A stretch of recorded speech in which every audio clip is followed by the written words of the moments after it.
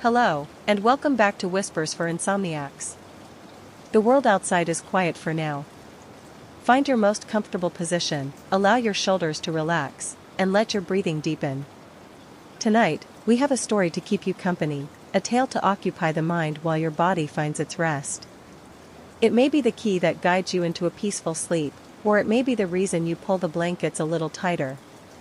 Either way, your only task is to listen. Follow my voice and let the day fade away.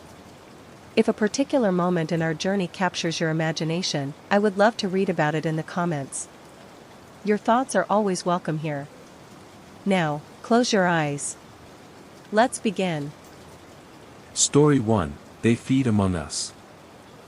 The hiss of the espresso machine was the metronome to Maya's life.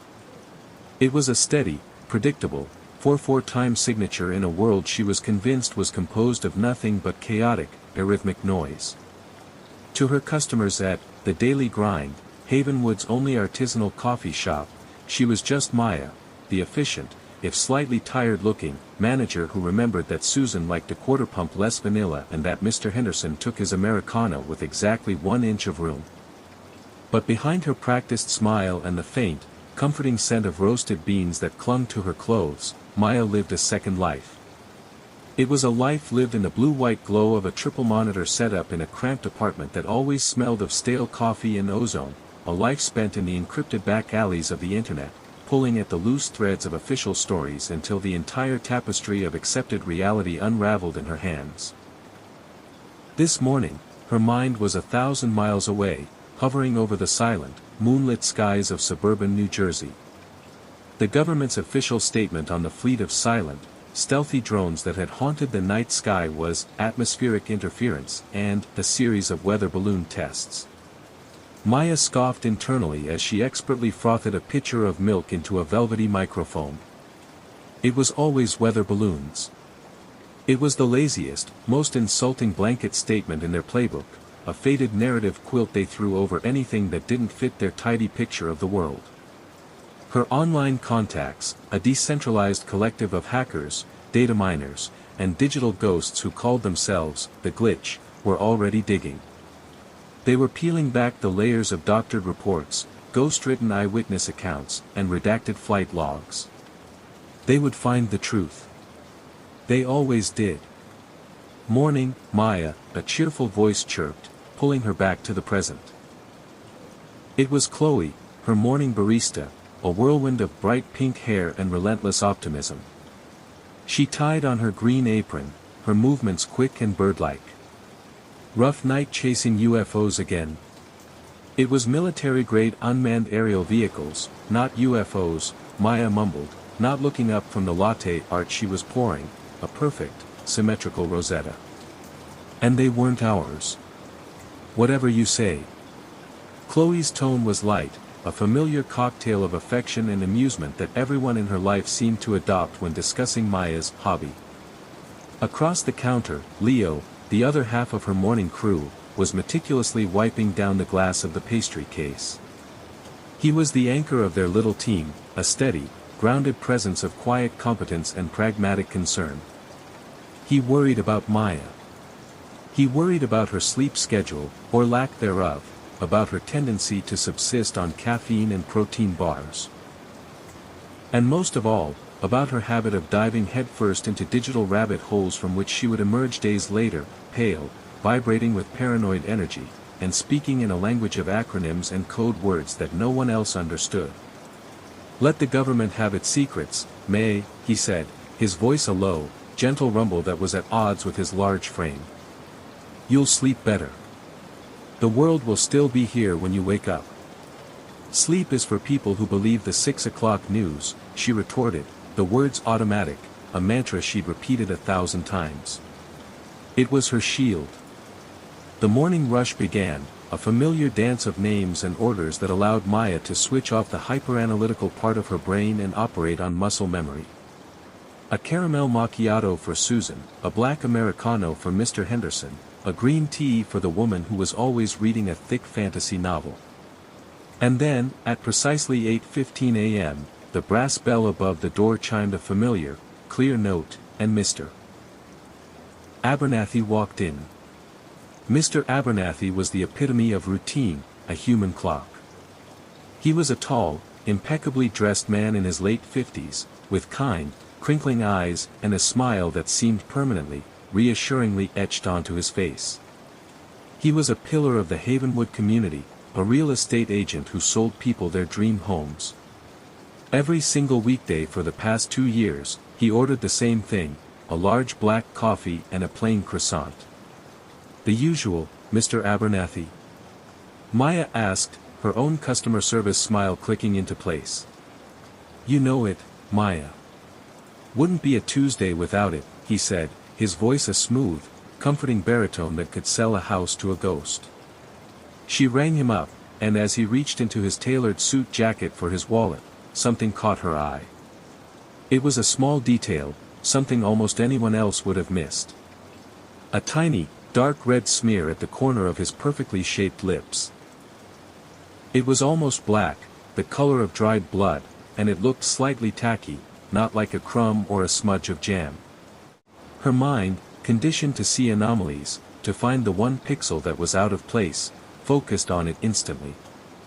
Oh, looks like you might have bit your lip, Mr. Abernathy, she said casually, her voice even as she handed him his croissant in its paper sleeve. Hate it when that happens during breakfast. His smile faltered.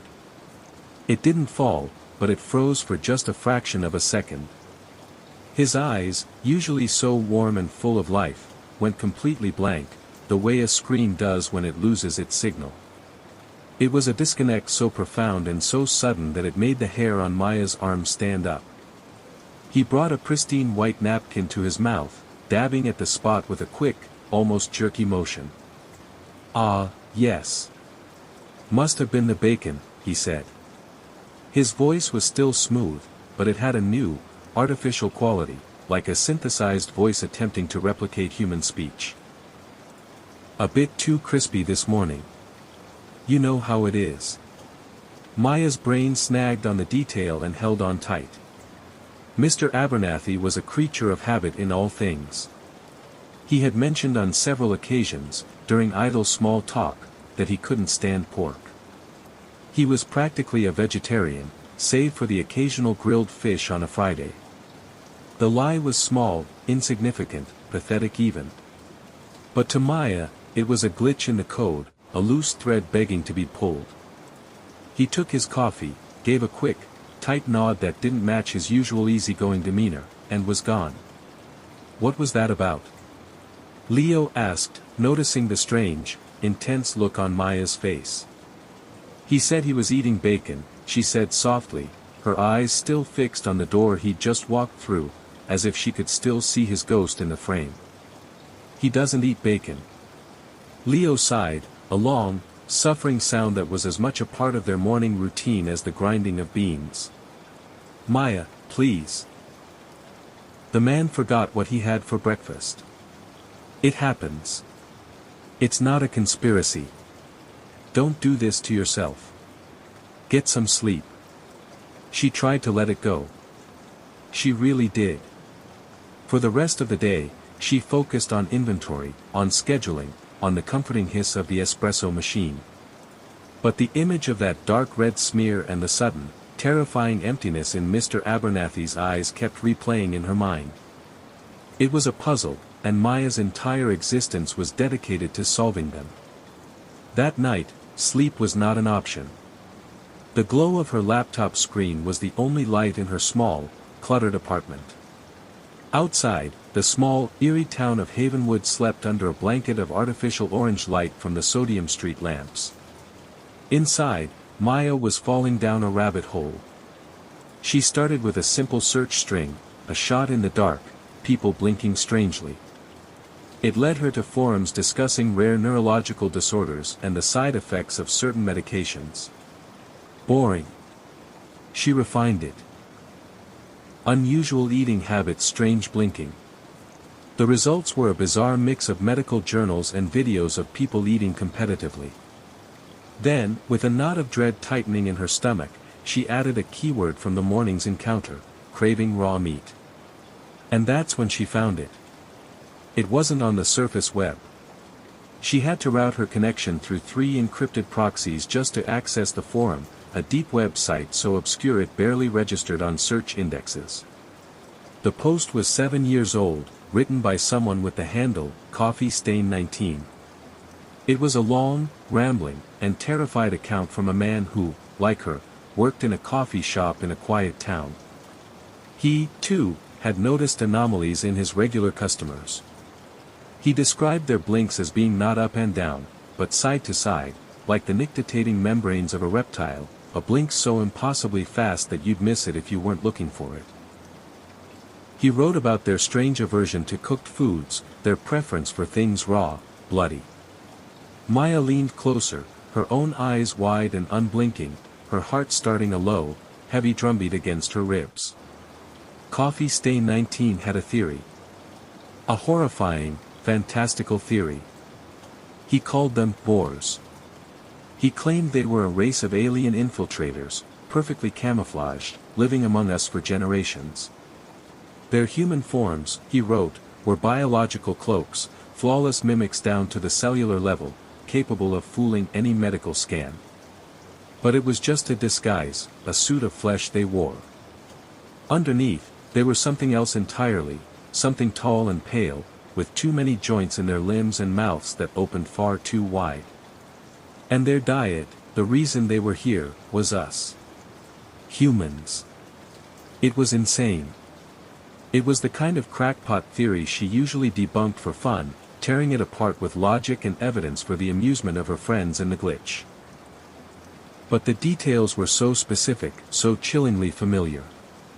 He described the way their smiles never quite reached their eyes, the way their voices sometimes had a faint, almost subliminal buzz to them, like a bad audio connection. He described the way they would sometimes forget basic human facts, small cultural details, like a distaste for bacon. Maya's hands trembled as she typed. She ran a trace on the username, digging into archived server logs. The man's name was Daniel. He had disappeared a month after his last, frantic post. The official report said he'd packed a bag and left town, abandoning his car at a bus station. His family never heard from him again. She opened her encrypted chat client, connecting to the glitch. Their chat room was a stark, text-only interface, a scrolling waterfall of green text on a black background, a digital space where secrets came to die. Maya, I need a deep dive. All of you. Stop everything else. The replies came instantly from her 3 closest online allies, people she knew only by their handles but trusted more than anyone she saw in person. JAX, a hardware specialist who could find a backdoor into any system. Nix, a cryptographer who saw the world as one big puzzle to be solved. And Oracle, a data analyst with an almost supernatural ability to find patterns in chaos. JAX, on it. What's the target? Pentagon. NSA. Maya, not a target. A concept. Non-terrestrial biological entities. Specifically, any government files mentioning assimilation, replication, or long-term integration. Start with projects from the 50s and 60s. Code names like Mimic, Chameleon, Axiom, anything like that. NYX, this sounds bigger than drones over Jersey. Maya, it is. For the next 2 days, Maya operated in a fog of caffeine and mounting dread. At work, the familiar coffee shop became an observation post. She watched everyone, her eyes scanning for the telltale sideways blink, the slight vocal buzz, the momentary blankness in their eyes. She saw it in Mrs. Gable from the library. She saw it in Steve, the mailman. She saw one of them, a woman who always ordered iced tea, pay with a $20 bill that had a dark, rusty stain on it, a stain she wiped her thumb over with an unsettling look of satisfaction. The world was starting to feel thin, like a set piece that was about to collapse. She tried to talk to Leo about it again, this time with more urgency, pulling him into the back room while they were stocking cups. Leo, you have to listen to me, she began, her voice low and intense. It's not just Mr. Abernathy. There are others. I've been watching them. There's something wrong with their eyes. And I found something online, a pattern, a history of this. Leo put his hands on her shoulders, his expression a mixture of pity and profound concern that made her stomach clench. Maya, stop. You haven't slept in 3 days. You're weaving things together that aren't related. You're seeing monsters in the static. This isn't healthy. You think I'm crazy, she whispered, her eyes burning with unshed tears of frustration. I think you're exhausted, and you need help, he said gently. Let me drive you home after our shift. We can call someone, just to talk. Her anger flared, hot and defensive. I don't need a doctor, Leo. I need you to believe me. That night, Oracle sent her a file. It was a heavily redacted CIA document from 1962, unearthed from a decommissioned, air-gapped server that JAX had spent 12 hours cracking. The project name was Axiom. It detailed a first contact event, not with a ship, but with a signal, a complex, repeating mathematical language transmitted from Jupiter's moon, Europa. The document described the senders as a parasitic species that had achieved biological immortality through the consumption and flawless replication of other life forms. The final, terrifying lines, which Nix had painstakingly decrypted from a block of garbled code, were a direct transcription from the alien signal itself. We are already among you. We are your neighbors. We are your friends. Do not seek us. The herd is plentiful. The file ended with the project lead's chilling recommendation, Level 1 observation only. No engagement. Containment through obscurity. The threat of societal collapse is deemed absolute. The cover-up was total. Maya felt the floor drop out from under her. It was real. The government knew. They had known for over 60 years, and they had done nothing but watch. She knew what she had to do. She couldn't live with this knowledge alone. She had to show someone. She had to show Leo. She began to follow Mr. Abernathy, using her skills to bypass privacy protocols and track his movements through his phone's location data, a feat that was both illegal and terrifyingly easy. She discovered a pattern. Once a week, on a Wednesday night, he met with several of the other suspects at an old, isolated farmhouse on the edge of town, a property that had been listed as abandoned for decades. The next day at the coffee shop, she faced Leo, her face pale, her resolve like iron. Tonight, she said, her voice shaking but firm. You're coming with me. I'm going to show you. And if you see nothing, I'll do whatever you say. I'll check myself into a hospital. I promise. Leo searched her eyes, seeing not just the familiar mania of her obsessions, but something new, genuine, soul-deep terror. It was that terror that finally broke through his skepticism. Against every rational instinct in his body, he nodded. Okay, Maya. Tonight. The old farmhouse stood silhouetted against a bruised purple sky. It was a skeletal structure, its paint peeled away by years of neglect, its windows like vacant eyes staring out into the encroaching darkness. Maya and Leo lay flat in a muddy irrigation ditch across the road, the damp earth cold and gritty against their chests. Leo was shivering, but not from the autumn chill. This is insane, he whispered for the 10th time, his breath fogging in the air. We're going to get arrested for trespassing, or worse. Just watch, Maya breathed, her eyes fixed on the house through a pair of military-grade night vision binoculars. Just watch and tell me I'm crazy. One by one, they arrived. Headlights cut silent paths through the darkness before being extinguished. Cars pulled up the long, unpaved driveway and parked behind the house, out of sight from the main road. Maya recognized them all, a parade of familiar faces from her supposedly quiet town. Mr. Abernathy, looking dapper as ever. Mrs. Gable, the sweet old librarian. Steve, the mailman, who always had a joke. A dozen people, all converging on this dead house.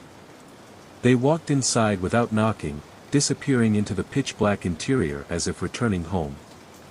For almost an hour, nothing happened. The only sound was the rhythmic chirping of crickets and the frantic, heavy pounding of Leo's heart, which he was sure Maya could hear. He was about to declare the whole thing a bust, a strange but explainable meeting, when a light flickered on in one of the downstairs windows. It wasn't a yellow, electric light. It was a pale, sickly green glow, pulsating faintly, like a dying firefly or a patch of bioluminescent fungus.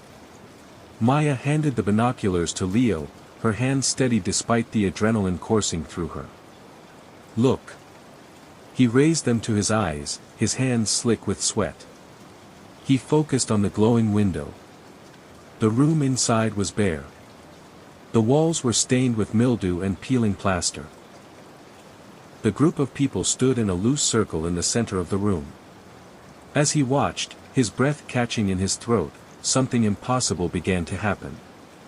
Their forms began to ripple. Like a heat haze on a summer road, their familiar human shapes blurred at the edges. The change started slow, then accelerated with a grotesque fluidity. Their limbs elongated, stretching past human proportions, the joints bending and reforming at sickening, unnatural angles. Their skin, once pink and brown and olive, lost its pigment, becoming a uniform, luminous, bone white that seemed to absorb the green light. Their heads tilted back in unison, and their jaws unhinged, splitting open far, far wider than any human mouth could, revealing rows of sharp, needle-like teeth. The Vors. They were shedding their human skins.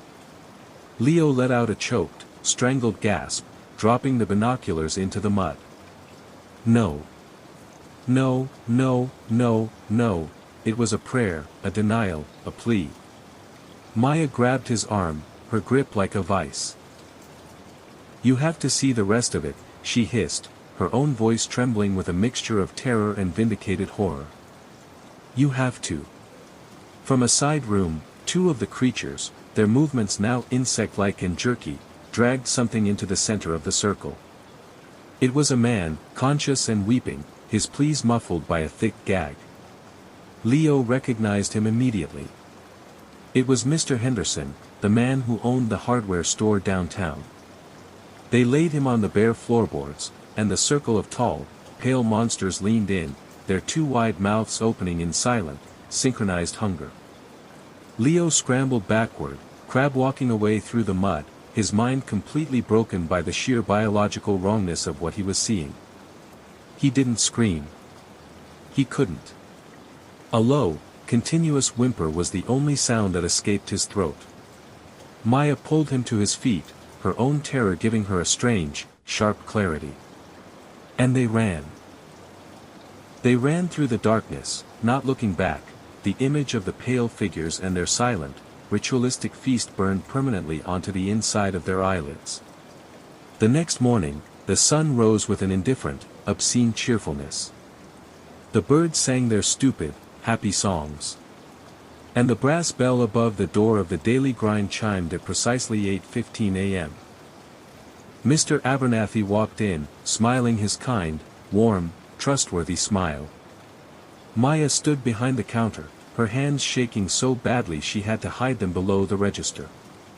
Leo was a ghost beside her, a hollowed-out shell of the man he had been 24 hours ago. He was pale and silent, his eyes fixed on some point in the middle distance, a place only he could see. "The usual, my friends?" Mr. Abernathy asked, his voice the same smooth, comforting baritone as always. Maya couldn't speak. Words were useless, meaningless things now. She just nodded, her throat constricted. As he took his coffee and croissant, his perfect, kind eyes met hers. For a single, terrifying moment, the warmth vanished, replaced by the same cold, blank, reptilian intelligence she had seen before. He knew. He knew they had been there. He gave a tiny, almost imperceptible nod, a gesture of cold, clinical acknowledgement. Then, the warm smile returned, a mask sliding perfectly back into place, and he turned to Leo. "You're looking a bit under the weather, son," he said, a note of mock concern dripping from his voice like poison. "You should really try to get more sleep." He turned and walked out, the bell chiming his departure into the bright, sunny morning. The coffee shop began to fill with the morning rush. The customers laughed and chatted about the weather, about local sports, ordering their lattes and their pastries. But Maya didn't see customers anymore. She looked at the faces of her neighbors, the people she had known her whole life, and all she could see were the masks. She saw the flickers of movement behind their eyes, the subtle, predatory tension in their smiles. She saw the hungry, patient things that wore their skin. She had been right. She had uncovered the single greatest, most horrifying secret in human history. And in doing so, she had trapped herself in a prison of knowledge. Who could she tell? Who would ever believe her? She would just be the crazy coffee shop manager, spinning another one of her wild conspiracy theories. Her greatest victory was her most profound, isolating prison.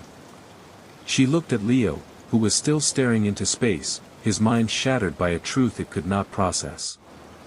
She was forever haunted now, not by ghosts or monsters in the dark, but by the smiling faces in the broad daylight. She now knew the horrifying truth, a truth the government had known for decades. The world was a farm. And they were the livestock, blissfully unaware of the farmers who walked among them, tended to them, and, when the time was right, quietly, efficiently, brought in the harvest. Story 2, Snake River Cabin Retreat. The dust motes danced in the afternoon sunbeams, each a tiny golden ghost waltzing through the air of Havenwood Retreat. It was a name that felt both aspirational and deeply, wonderfully appropriate. For the 5 friends who spilled out of the mud-splattered SUV, it was exactly that, a haven. A retreat from the relentless machinery of their adult lives. Liam, his engineer's eyes already appraising the structural integrity of the log cabin's porch, clapped his hands together. Solid. Douglas fir, by the looks of it. This place will outlive us all. His voice was the same as it had been in college, grounded, certain, a bedrock of logic in a world of variables. "Don't be so morbid, Liam," Chloe chided, her artist's soul already captivated by the way the light filtered through the towering pines. She spun in a slow circle, her arms outstretched as if to embrace the entire sprawling wilderness of rural Idaho. "It's not about outliving. It's about living. Right now. Can't you feel that energy?" Ben, hauling 2 overstuffed duffel bags, feigned a dramatic shiver. "Oh, I feel an energy, all right. The energy of 1,000 spiders plotting their revenge for our intrusion. I say we burn it down and collect the insurance." His sarcasm, a finely honed shield he'd carried since freshman year, was as predictable as the sunrise. Sarah, the lawyer, was already at the lockbox, her movements precise and efficient. "The listing said it was professionally cleaned, Ben. And I have the itinerary printed, laminated, and distributed. We are scheduled for nostalgic reconnection from now until 1800 hours, at which point we transition to excessive wine and cheese consumption." And then there was Maya, the quiet observer, leaning against the car door with her journal clutched in her hand. She watched them, a faint smile playing on her lips. She saw not an engineer, an artist, a joker, and a lawyer, but the same kids who had crammed for finals in a dimly lit library, who had shared secrets on rain-slicked campus benches. Their dynamic was a comfortable, well-worn sweater, and slipping it back on felt like coming home. The cabin itself was a dream rendered in timber and stone, nestled near the distant, silver whisper of the Snake River. It smelled of pine, clean air, and the faint, pleasant aroma of old wood. It was perfect. The first evening was a blur of blissful chaos. They unpacked, claimed beds, and fell into their old rhythm with an ease that surprised them. Liam got a small fire crackling in the stone hearth, its warmth pushing back the cool evening air. Chloe commandeered the wide-planked dining table for a canvas of cheeses, fruits, and cured meats. Sarah, true to form, coordinated the cooking of a simple pasta dish with tactical precision. Ben filled the space with a running commentary, a mix of terrible puns and genuinely funny observations about their post-college lives. Maya sat on the plush sofa, a glass of red wine in her hand, simply soaking it in. She was writing her first novel, a slow, meandering process, and this genuine human connection, was the very fuel she needed. To us, Liam toasted, raising his glass. For actually pulling this off. To Havenwood, Chloe added, her eyes sparkling in the firelight. To the spiders, Ben muttered, earning a round of laughter. May they die swiftly and without laying eggs in my luggage. They talked late into the night, the conversation weaving from shared memories of Professor Abernathy's dreadful economics lectures to the new, alien landscapes of mortgages, promotions, and the quiet anxieties of turning 30.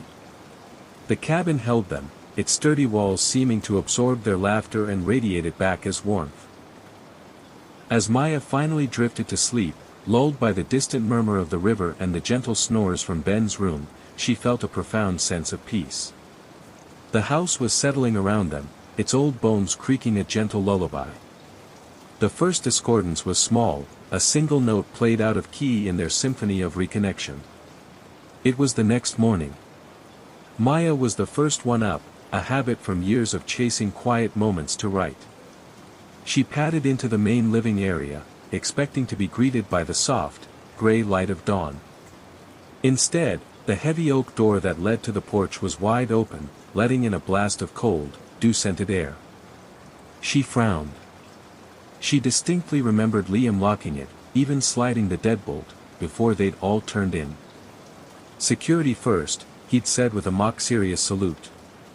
Must have been the wind, she thought, though there wasn't a breath of it stirring the pines outside. She shut it, the heavy thump of the bolts sliding home echoing in the quiet cabin. When Ben stumbled out an hour later, rubbing his eyes, he was the obvious target.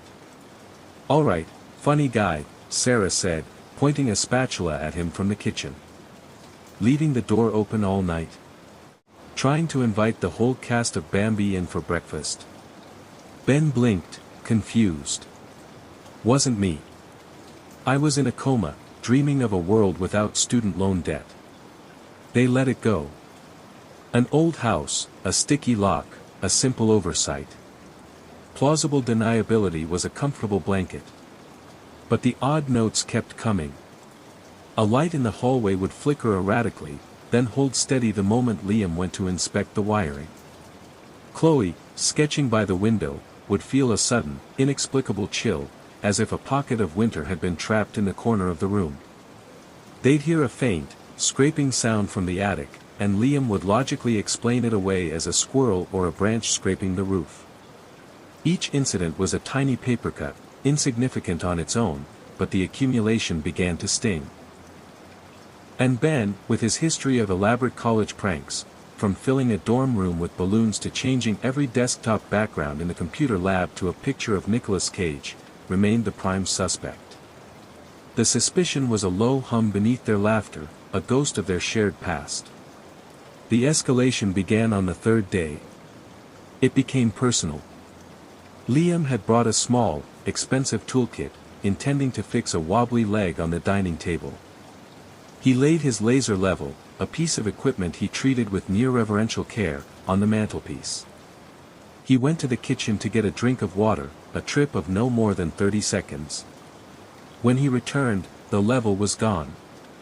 "Okay, Ben, this isn't funny," he said, his voice tight.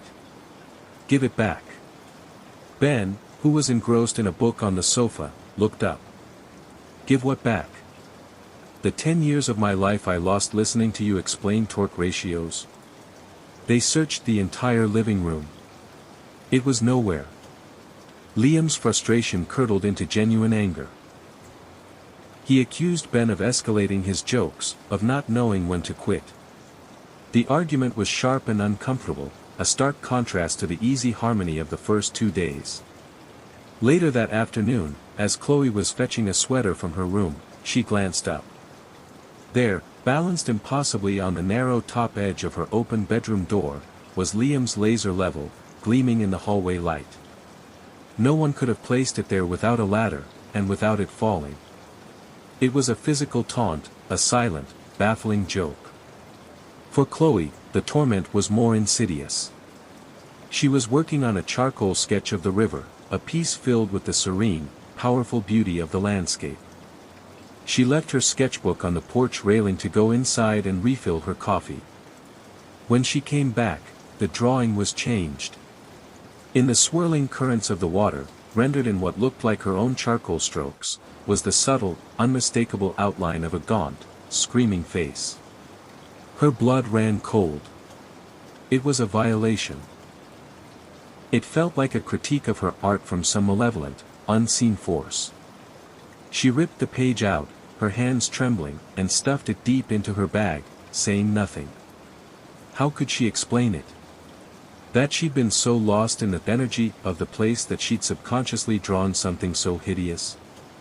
Sarah, the pillar of pragmatism, found her carefully organized laptop files in disarray.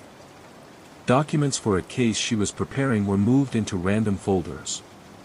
Her meticulously curated playlists were renamed with gibberish. It was the digital equivalent of a poltergeist, infuriating and deeply unsettling. A glitch, she told herself. It had to be a virus or a system error. But the timing was too perfect, the chaos too deliberate. And Maya, the quiet one, became the target of whispers. While reading on the porch swing, a faint, sibilant sound would drift on the air, seeming to coil right next to her ear. Maya. It was like the rustle of dry leaves, but it had intent. "Did you guys hear that?" she'd ask, her heart thumping. They'd look up from their various activities, shaking their heads. "Hear what?" Ben would ask. The deafening sound of nature. The incidents were isolating them, preying on their individual personalities, Liam's logic, Chloe's art, Sarah's order, Maya's sensitivity. The suspicion of Ben began to fray at the edges. He was a jokester, but he wasn't cruel. And more importantly, he seemed just as confused and unnerved as everyone else. The laughter around the cabin grew strained, the silences longer. The beautiful Idaho wilderness outside began to feel less like a sanctuary and more like an impassive, silent witness. The walls of Havenwood no longer felt like a warm embrace, but the tightening arms of a cage. The breaking point arrived on their fourth night. A storm was rolling in, the sky a bruised purple, and a palpable tension had settled over the group. In a desperate attempt to reclaim the magic of their first evening, they gathered in the living room. Sarah had insisted on a tech-free night to force them to reconnect. Chloe had lit candles, casting flickering, dancing shadows. Liam had built a magnificent, roaring fire in the hearth, a bulwark of warmth and light against the growing gloom. Ben, in a moment of vulnerability, finally addressed the elephant in the room. "Look, guys. I know I'm the resident jackass, but I swear on my crippling debt, I haven't been doing any of this stuff. The level, the computer files, it's freaking me out too." He looked genuinely scared, his usual sarcastic armor completely gone. There was a moment of collective exhale. The accusation, which had been poisoning their interactions, finally evaporated, leaving behind something far worse, a shared, nameless dread. "I believe you," Maya said softly, and a chorus of agreement followed. They began to talk, huddled together, sharing the strange experiences they had each tried to rationalize away. Chloe hesitantly told them about the face in her drawing. Maya confessed to the whispers. As they spoke, pooling their individual anxieties into a collective fear, the atmosphere in the room began to feel heavy, charged, like the air before a lightning strike.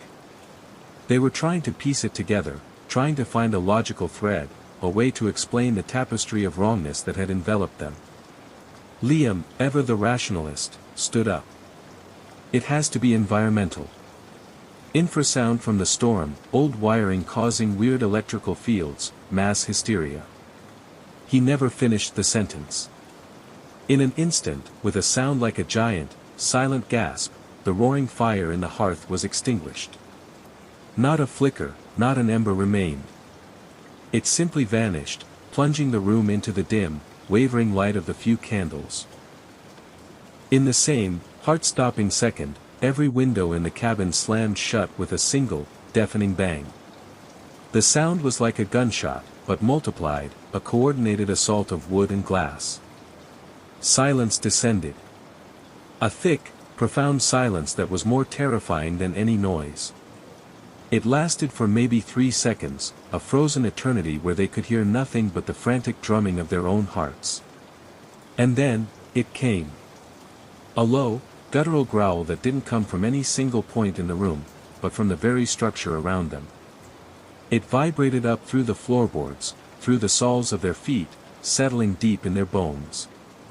It was the sound of some vast, ancient thing stirring in its slumber, a sound of geological malice. The log walls, which had seemed so solid and protective, now felt like the ribcage of a breathing, hateful beast. In that moment of shared, abject terror, something flickered at the edge of their vision. A distortion in the air, a sliver of shadow darker than the surrounding gloom, tall and vaguely man-shaped, there and gone in the space of a blink. It was a collective hallucination, a neurological short-circuit brought on by fear, they desperately hoped. But they had all seen it. They all flinched as one. The spell of stunned silence was broken. Chaos erupted. The cabin attacked. A heavy, leather-bound book launched itself from a bookshelf, tumbling end over end through the air and shattering against the wall just above Ben's head. Chloe screamed as the candles were snuffed out one by one, as if by an invisible breath, leaving them in near total darkness, the only light now the cold, indifferent flashes of lightning from the storm outside. The growling intensified, a multi-layered, rasping sound that came from the walls, the floor, the ceiling. The temperature plummeted, their breath misting in the air. The door. Sarah screamed, her voice raw with panic. Get to the door. Liam and Ben scrambled for the main entrance, fumbling in the dark. They grabbed the heavy iron handle and pulled. It wouldn't budge. It felt as if it were welded shut. They threw their combined weight against it, but it was like ramming a wall of solid rock. A lamp flew from an end table, its cord ripping from the wall with a shower of sparks as it smashed into pieces. Maya cried out as she felt something brush against her leg, something coarse and cold. In the next flash of lightning, she saw it. Black, thorny vines, thick as her wrist, were slithering out from the gaps between the floorboards and the walls. They were moving with an unnatural speed, twisting and growing, weaving a cage around them, scratching at the wood with a dry, rustling sound. The house was alive. It was awake. And it wanted to keep them. The terror was a physical thing, a crushing weight that threatened to paralyze them. But adrenaline was a more powerful force. The back door.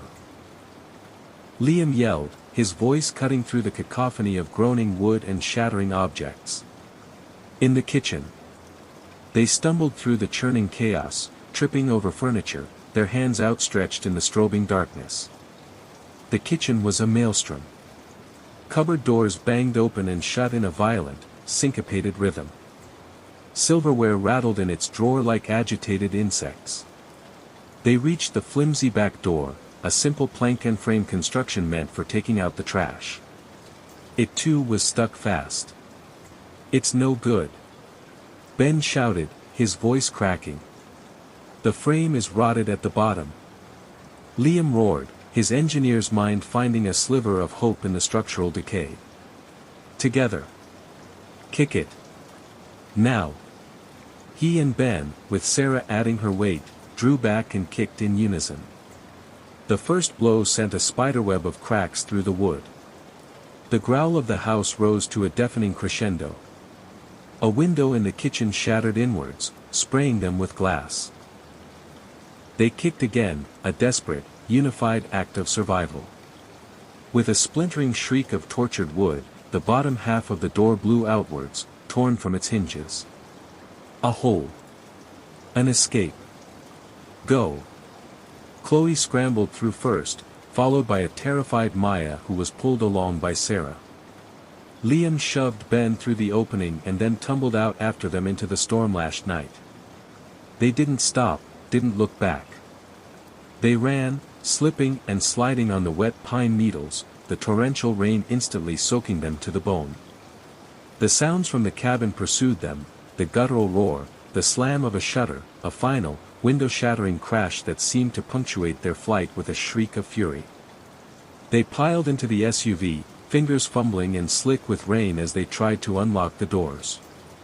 Sarah, whose keys they were, finally managed it, her hands shaking so violently she could barely fit the key in the ignition. The engine sputtered, whined, and for one heart-stopping moment, refused to catch. From the house, the porch light flickered on, bathing the driveway in a sickly yellow glow. It flickered again, and again, a slow, deliberate pulse. An eye, opening and closing, watching them. Then the engine roared to life. Sarah slammed the car into reverse, peeling out of the graveled driveway with a spray of rocks. She wrenched the wheel, and the SUV fishtailed onto the narrow dirt road, its headlights cutting a frantic path through the deluge. No one spoke. The only sounds were the frantic slap of the windshield wipers, the roar of the engine, and their own ragged, desperate breaths. Maya risked a single glance in the rearview mirror. The light of Havenwood Retreat was a faint, malignant star in the distance, and just as she watched, it winked out, plunging the world behind them back into impenetrable blackness. They drove for hours, heading east, away from the Snake River, away from the sprawling Idaho wilderness that now seemed like a mask for something ancient and terrible. They didn't stop until the first, clean rays of dawn broke over the horizon, casting a harsh, unforgiving light on their faces. They sat in the car at a deserted roadside rest stop, the engine ticking as it cooled. They were 5 people bound together not just by nostalgia, but by a shared, undeniable trauma. The world they had woken up in yesterday, a world of logic and reason, was gone. Shattered. The haven had become a haunting. Their bond, forged anew in the crucible of terror, was now unbreakable, but their sense of safety, their belief in a world with firm ground beneath their feet, was gone forever, left behind in the silent, waiting walls of the cabin that was alive. Story 3, The Shifting Forest. Alastair Finch believed the world was a solvable equation. To him, chaos was simply a pattern that had not yet been properly measured. He was a cartographer, but he considered himself more of a translator, converting the messy, untamed language of the wilderness into the clean, elegant grammar of lines, symbols, and elevations. His maps were not mere representations of a place, they were the truth of it, distilled into a form that could be understood, trusted, and navigated. There was no landscape he could not tame with his compass, his GPS, and his meticulously sharpened pencils. It was this unflinching confidence that led him to accept the contract for Section 734. The client was a faceless corporation with deep pockets and a shallow explanation. They needed a topographical survey of a 20-square-mile patch of old-growth forest in the most remote corner of the Pacific Northwest, a blank spot on every existing map. They offered a sum that made Alastair's eyebrows arch. For that price, he would have mapped the crater of a volcano. The forest, when he first arrived at its edge, was breathtaking. It was a cathedral of Douglas fir and ancient cedar, their immense trunks rising into a canopy so dense that the light filtering through was green and hazy, like sunlight through water. The air was cool and heavy with the scent of damp earth, pine needles, and millennia of decay and rebirth. It was silent, but it was a living silence, filled with the weight of unspoken history. Alastair, however, saw only the challenge. He saw slopes to be measured, creeks to be traced, and a blank page waiting to be filled with his precise, unwavering script. His base camp was a small, high-tech tent pitched just inside the tree line, a bubble of modern order against the primeval chaos. On the first day, he ventured in. He moved with a practiced economy, his boots making soft, rhythmic crunches on the forest floor. He would walk 100 paces, take a reading, make a note. His GPS unit, a military-grade device that could find a signal in a cave, performed flawlessly. He worked his way west, his pencil scratching methodically across the waterproof paper of his map. By midday, he had found a river, a swift, clear current that snaked through the trees. He named it the Finch River, in his notes, a small, private joke. He spent an hour mapping its course, cross-referencing its position with satellite imagery he had preloaded. Later that afternoon, he came across a peculiar rock formation, a cluster of 3 enormous, moss-covered monoliths that leaned against one another, forming a kind of natural, triangular doorway. It was a perfect landmark. He sketched it with an artist's attention to detail, noting its exact coordinates, its height, and the unique patterns of moss on its surface. As dusk began to bleed through the canopy, he made his way back to his camp, leaving a trail of nearly invisible markers. A strategically snapped twig here, a scuff of his boot there. He felt a deep sense of satisfaction. The forest was behaving as it should. It was submitting to his logic. That night, in his tent, by the sterile blue light of an LED lamp, he transferred his field notes onto his master map. The blank page was beginning to look like a place. It was a good start. The second day began with the same crisp routine. Coffee, gear check, and a review of the previous day's work. His plan was to return to the monoliths and continue his survey from that fixed, known point. He followed his GPS track from the day before, a digital breadcrumb trail leading back into the green labyrinth. After a 20-minute walk, he arrived at the location where the Finch River should have been. But it wasn't there. Alistair stopped. He looked at his GPS. He was standing exactly where he had stood yesterday, watching the water rush by. Today, there was only a wide, dry bed of packed earth and smooth stones. There was no channel, no erosion, no sign that a river had ever flowed here at all. A flicker of annoyance went through him. He must have made an error. A gross, amateurish error. He, Alistair Finch, had misplaced a river. The thought was so absurd it was insulting. He spent the next hour walking in circles, checking his map, rebooting his GPS. The data was unequivocal. The river had been here. Now it was gone. He pushed the unsettling thought aside. He would reorient himself from the monoliths. The data for the landmark was solid. He adjusted his course and pressed on. The forest felt different today.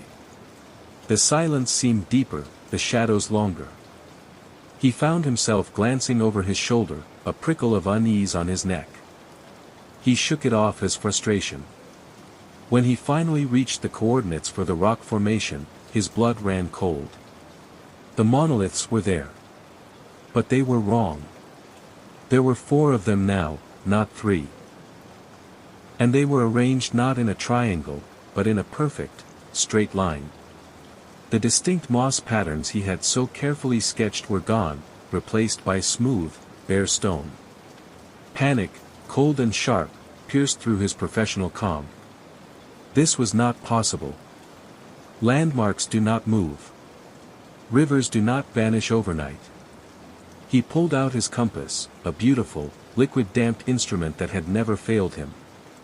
The needle spun lazily, then began to rotate in a slow, steady circle, completely untethered from magnetic north. It was as if the very laws of physics were unraveling around him. He fumbled for his GPS. The screen, which had been so clear moments before, now displayed a single, flashing message, location unknown. He had to get back to camp. That was the only thought his mind could form. Back to the road. Back to the world that made sense. He turned and tried to follow his digital track back the way he came, but the GPS was useless. He would have to rely on his own skills, on the subtle trail markers he had left. He found the first one, a broken branch, easily enough. And the second. But then, the trail simply ended. The path he knew he had walked yesterday was gone, replaced by thick, impassable undergrowth and ancient trees that looked as if they had stood undisturbed for centuries. He was lost. Utterly, completely lost. The forest had been a puzzle to be solved. Now it was a cage. A thinking cage. As the sun began its descent, casting the woods in a blood-orange glow, Alistair's meticulous mind began to fray. He shouted, his voice swallowed by the immense, indifferent silence. He ran, crashing through the undergrowth until his lungs burned, only to find himself back in the clearing with the 4 monoliths. The forest was playing with him. It was a conscious, malevolent entity, and he was its prisoner. That night, huddled at the base of a tree with a useless map and a dying flashlight, he heard the whispers. At first, he thought it was the wind, a trick of his frayed nerves. But the sound was articulate. It was a series of numbers, carried on the breeze, spoken in a dry, rustling voice. 47 degrees, 16 minutes north. 122 degrees, 3 minutes west. They were coordinates. With a trembling hand, he found the location on his map. It was a blank area a few miles from his presumed position. The whispers continued, a ghostly litany of latitudes and longitudes, each one pointing to a place on his map where there was nothing. It was the forest, speaking to him in his own language, a language of pure location, but it was telling him lies. It was describing a world that didn't exist, a map of madness. The next few days were a blur of terror and exhaustion. Time lost its meaning. The sun rose and set, but each day was the same nightmare. The landscape was a fluid, shifting dream. A hill he climbed would be a valley when he looked back. A clearing he slept in would be a dense thicket of thorns by morning. The forest was not just moving, it was rewriting itself, erasing his presence, correcting the world to ensure he could never leave. His supplies dwindled. His pristine gear became torn and mud-caked. The confident cartographer was gone, replaced by a gaunt, hunted animal with wide, terrified eyes. The whispers were his only companions, a constant, mocking murmur of impossible places. He didn't know how long it had been. A week? A month? He was hollowed out, a shell of his former self. His obsession with order and logic felt like a distant memory, a foolish pride from another lifetime. He had run out of food 2 days ago. His water was gone. He could walk no further. Defeated, he collapsed at the foot of a truly colossal cedar tree, its bark like the wrinkled skin of an elephant. He leaned his head back, the rough bark digging into his scalp, and closed his eyes. The whispers finally faded, leaving him in a profound and peaceful silence. The forest had grown still, as if it, too, were holding its breath, its game finally won. With the last of his strength, he pulled the tattered, tear-stained map from his pocket. It was a useless relic now, a chaotic mess of frantic scribbles, crossed-out landmarks, and question marks. It was a map of his own descent into madness. He smoothed it out on his lap, his gaze drifting over the familiar lines. He looked for the spot where the river used to be, for the place where the monoliths had first appeared. His eyes drifted to the center of the page, to the area where he guessed he was now. And he saw it. There was a new symbol on the map. It was not one of his own careful markings. It had been drawn with an impossible, ink-like precision. It was a tiny, perfect icon of a man, sitting with his back against a large tree. Alistair's breath hitched. He slowly looked up from the map to the immense trunk of the cedar he was leaning against. He looked back down at the map, at the tiny, stick-figure effigy of himself. He was no longer a visitor. He was a feature. He was a landmark. He finally understood. He had come here to map the forest. But all along, the forest had been mapping him. He sat there, the map resting on his knees, and did not move again. The sun set, and the green twilight deepened into a final, starless dark. On a map that no one would ever see, a new, permanent symbol had been added to the legend. Story 4, Where Echoes Die. Hello, and welcome back to Whispers for Insomniacs. The world outside is quiet for now. Find your most comfortable position, allow your shoulders to relax, and let your breathing deepen. Tonight, we have a story to keep you company, a tale to occupy the mind while your body finds its rest. It may be the key that guides you into a peaceful sleep, or it may be the reason you pull the blankets a little tighter. Either way, your only task is to listen. Follow my voice and let the day fade away. If a particular moment in our journey captures your imagination, I would love to read about it in the comments. Your thoughts are always welcome here. Now, close your eyes. Let's begin. Story 5, The Voices of the Wood. Elias Vance existed in a world of curated silence. His apartment, a starkly modern box on the 17th floor of a glass and steel tower called the Spire, was a testament to his trade and a reflection of his soul. As a freelance audio archivist, he spent his days in the pursuit of pristine sound, a digital exorcist scrubbing the hiss and crackle from old vinyl recordings, isolating the fragile voices of history from the atmospheric noise of their eras. His life was a digital monastery, his interactions filtered through fiber-optic cables and noise-canceling headphones that cost more than his first car. The city roared and swarmed 17 floors below, a symphony of chaos he meticulously kept at bay. But the silence, once a professional necessity, had become a personal prison. It amplified his loneliness, turning his minimalist apartment, with its single leather couch and sterile white walls, into an echo chamber for one. The quiet didn't just surround him.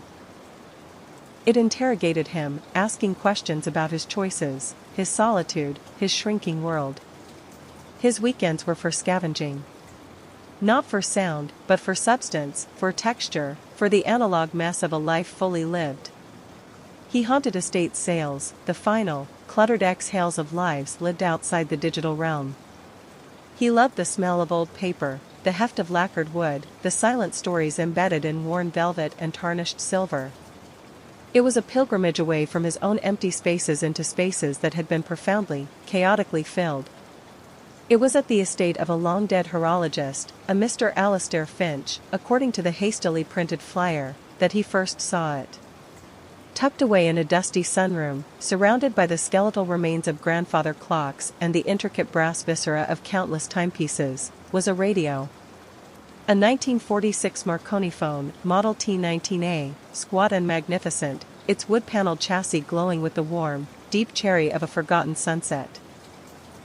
Its grille cloth was a woven gold fabric, a perfect, elegant lattice, and its single, cyclopean tuning knob was a reassuringly solid piece of amber bakelite. It wasn't just an appliance, it was a piece of architecture, a shrine to a time when sound was a guest you invited into your home, not a utility that seeped from every device. He bought it for a pittance from a harried woman in her 50s who smelled of mothballs and resentment.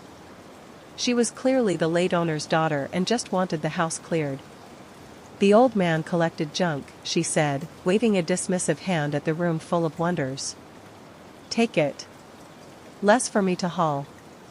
As Elias loaded the heavy radio into his car, he felt an almost embarrassing thrill of connection. He wasn't just buying an object, he was rescuing an orphan from a family that no longer valued it. Back in his apartment, the radio was transformative. It commanded the space, its warm wood and gentle curves a stark, beautiful rebellion against the cold glass and sharp angles of his modern life. It was a hearth in a home that had no fire. He spent an hour cleaning it, reverently.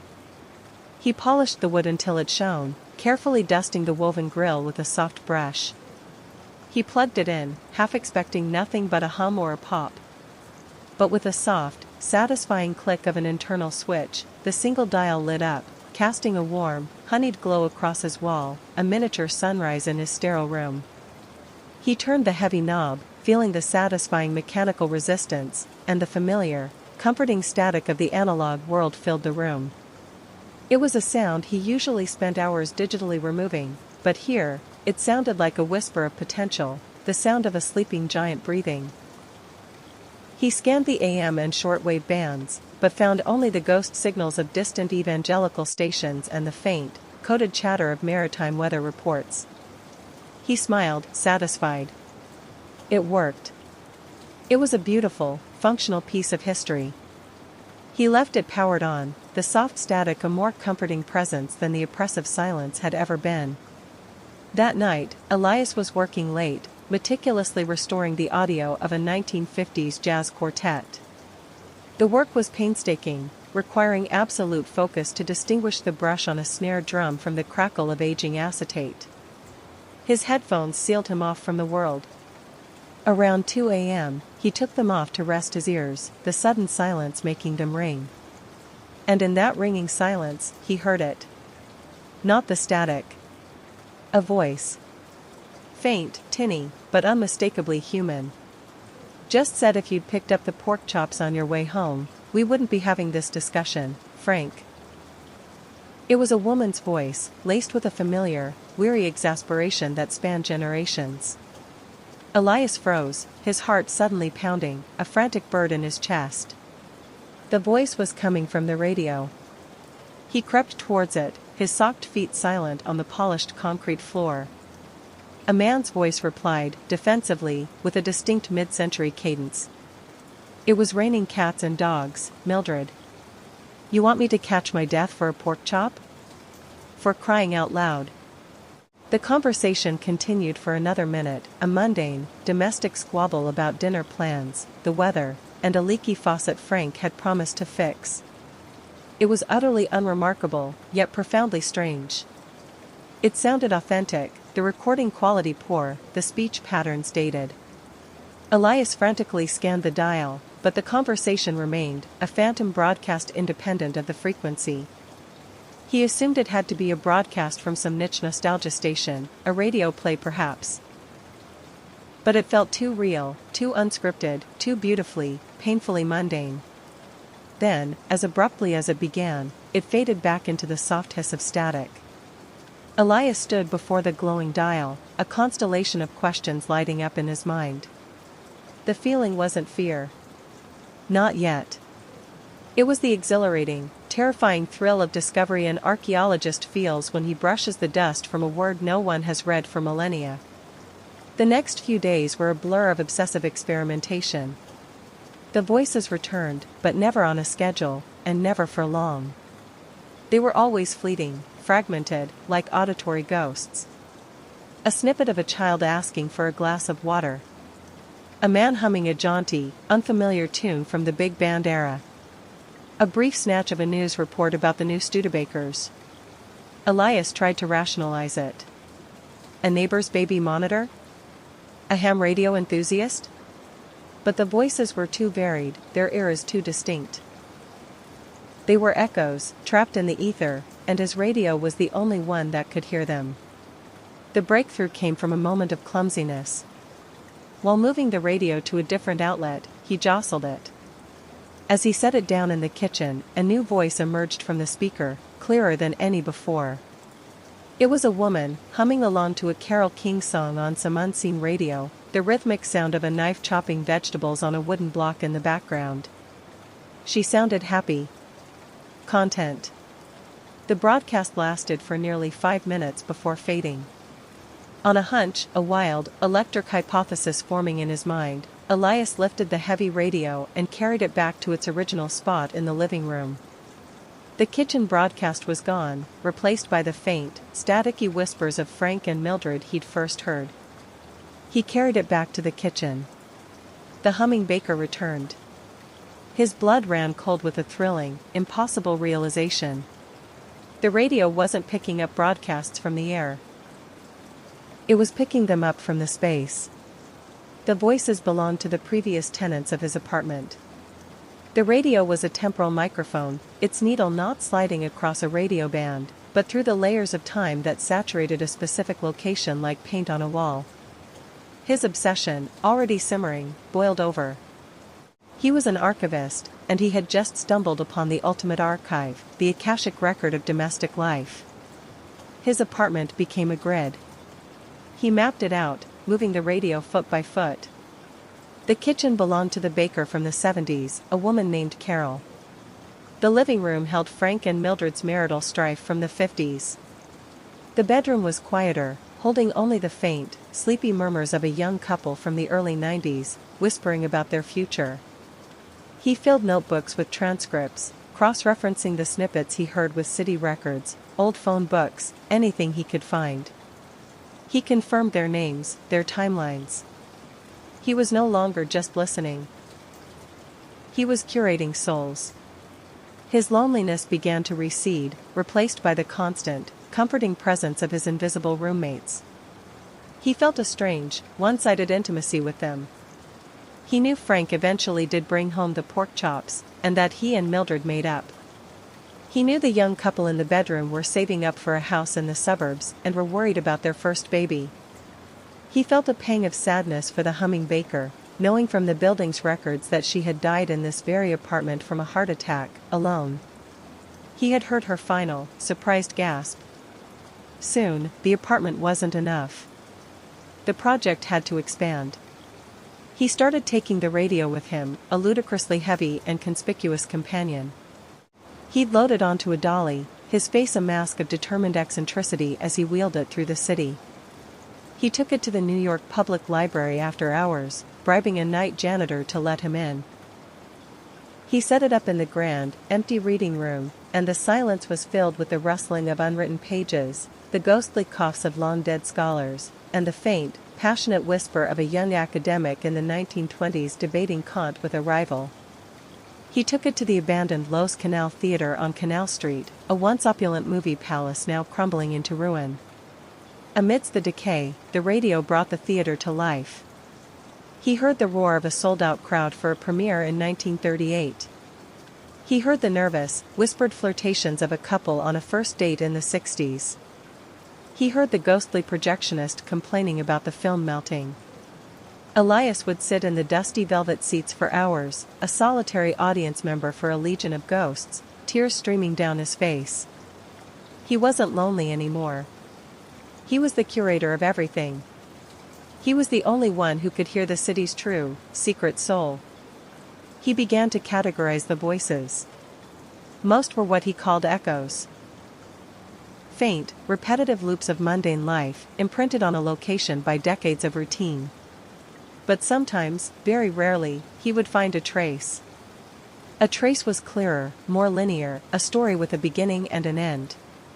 It was usually tied to a moment of intense emotion, a proposal, a bitter argument, a final goodbye.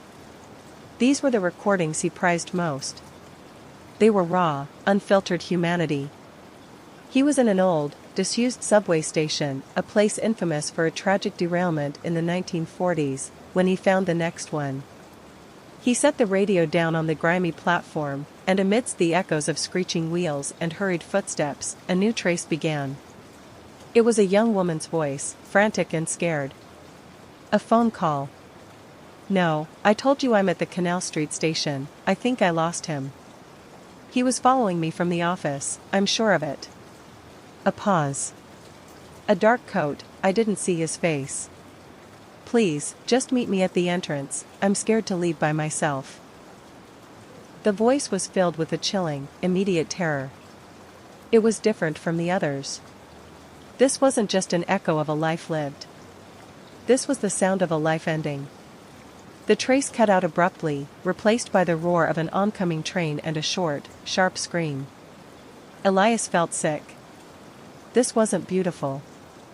This wasn't history. This was a violation. He had become a voyeur of death.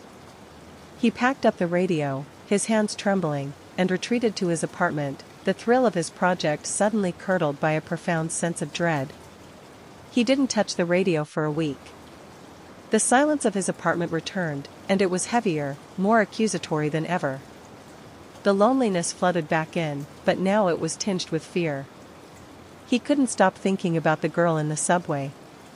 He had listened to her final, terrified moments for his own intellectual curiosity. What kind of person did that make him? Finally, unable to stand the silence, he turned it on again, leaving it in the living room. He just wanted the comfort of Frank and Mildred's bickering. But they weren't there. The radio was silent, except for the static. He moved it to the kitchen. No Baker. He moved it all over the apartment. Nothing. The archive was closed. A panic he hadn't expected seized him. He needed them. He needed the noise. He needed the ghosts. He left the radio in the center of the living room, defeated. He slumped onto the couch, staring at the warm glow of its dial, feeling more alone than ever before. He must have dozed off, because when he opened his eyes, it was dark outside, and a voice was coming from the radio. A new voice. A young woman. And it wasn't an echo. It was crystal clear, as if she were in the room with him. It was a single, whispered sentence. I know you're listening. Elias shot upright, his heart a cold, hard knot in his chest. The voice was calm, conversational, and terrifyingly direct. It was the girl from the subway. Who is this? He stammered, speaking to the radio as if it were a telephone. The static hissed for a long moment. Then, her voice returned, laced with a weary sadness. I don't know my name anymore. I'm a recording. Like all the others. But I'm the one who woke up. Elias felt a wave of vertigo. Woke up? What do you mean? This isn't a receiver, the voice whispered. It's a container. It doesn't find echoes. It makes them. It scrapes them from the walls, from the air. A little piece at a time, every day. It feeds on the moments people leave behind. He stared at the beautiful wood paneling, now seeing it as the shell of some carnivorous, temporal mollusk. His project, his beautiful archive, was a hunting log. But the echoes, they just repeat, Elias said, his mind reeling. Most of them. They're too faint. But sometimes, when the moment is strong enough, a piece of the person gets trapped with the sound. A real piece. Like me. The collector, he likes the strong ones. The collector? The word sent a fresh spike of ice through him. The one who made the box, she said. Her voice grew faint, as if she were struggling to speak. He listens too. He's listening now. He likes to watch the new ones get added to the collection. A horrifying thought bloomed in Elias's mind, a weed of pure terror. He tried to push it down, to rationalize, to think. This is impossible. I'm having a psychotic break. This is all a hallucination. The radio crackled. The woman's voice, impossibly, whispered his own thought back to him. It's not impossible. Elias stopped breathing. He hadn't spoken aloud. The radio had plucked the thought directly from his mind. He scrambled backwards, away from the radio, his heart hammering against his ribs. I need to get out of here. I need to run. The voice from the radio was quicker this time, a sad, sympathetic whisper. The collector won't let you. What do you want from me? Elias screamed, his voice raw with panic. I want you to be quiet, the voice whispered, and now it wasn't just sad. There was a coldness to it, a hint of something else. He's trying to get a clear signal. You're making too much noise. Elias felt a strange pressure in his skull, a dizzying, invasive hum. He looked at the radio, at its single, glowing, cyclopean eye, and understood. The collection wasn't just about sound. The radio had been scraping away at him, too. Every time he'd listened, every time he'd felt that thrill of connection, a piece of him had been flaking off, absorbed into the machine. And now, it had enough to get a lock.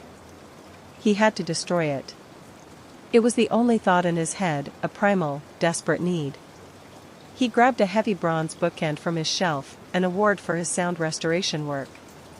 He raised it high, his hands shaking. Don't, the radio pleaded, the woman's voice now filled with a genuine terror he understood all too well. If you break the box, he'll just be loose. He'll be everywhere. But Elias was beyond reason. He brought the bookend down with all his strength, aiming for the glowing dial.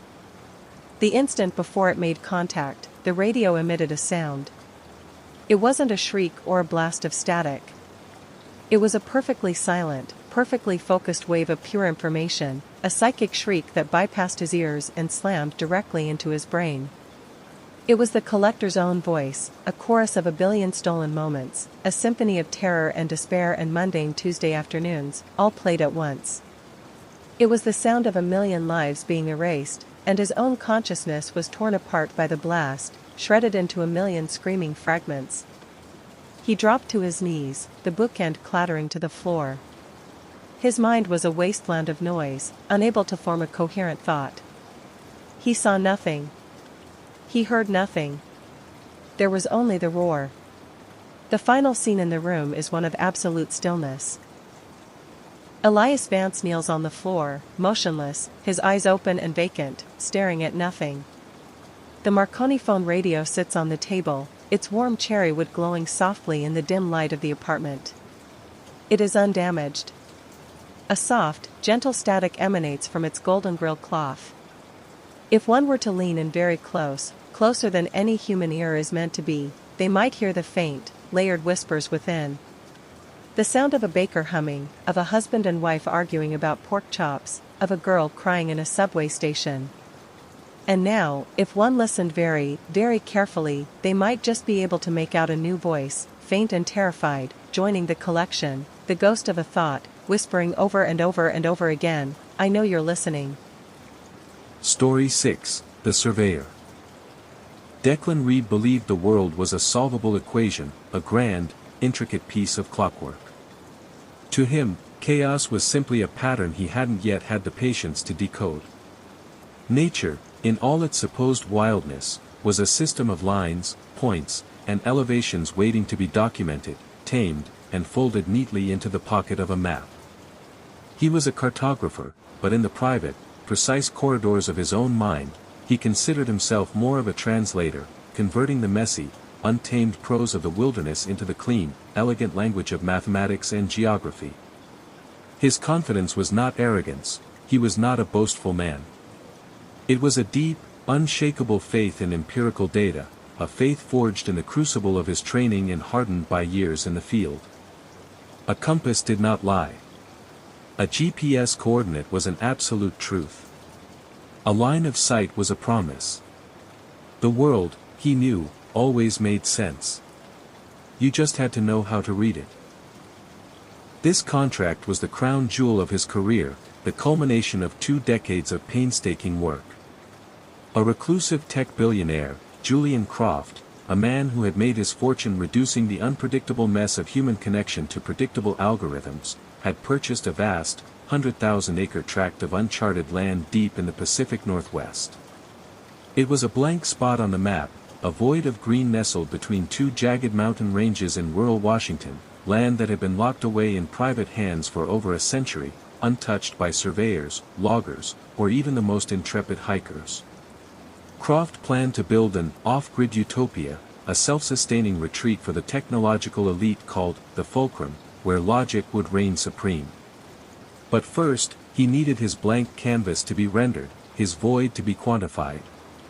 He needed Declan. For weeks, Declan prepared with the meticulous precision of a surgeon planning a heart transplant. His apartment looked like a command center. Topographical maps of the surrounding regions were pinned to the walls, covered in his neat, spidery annotations.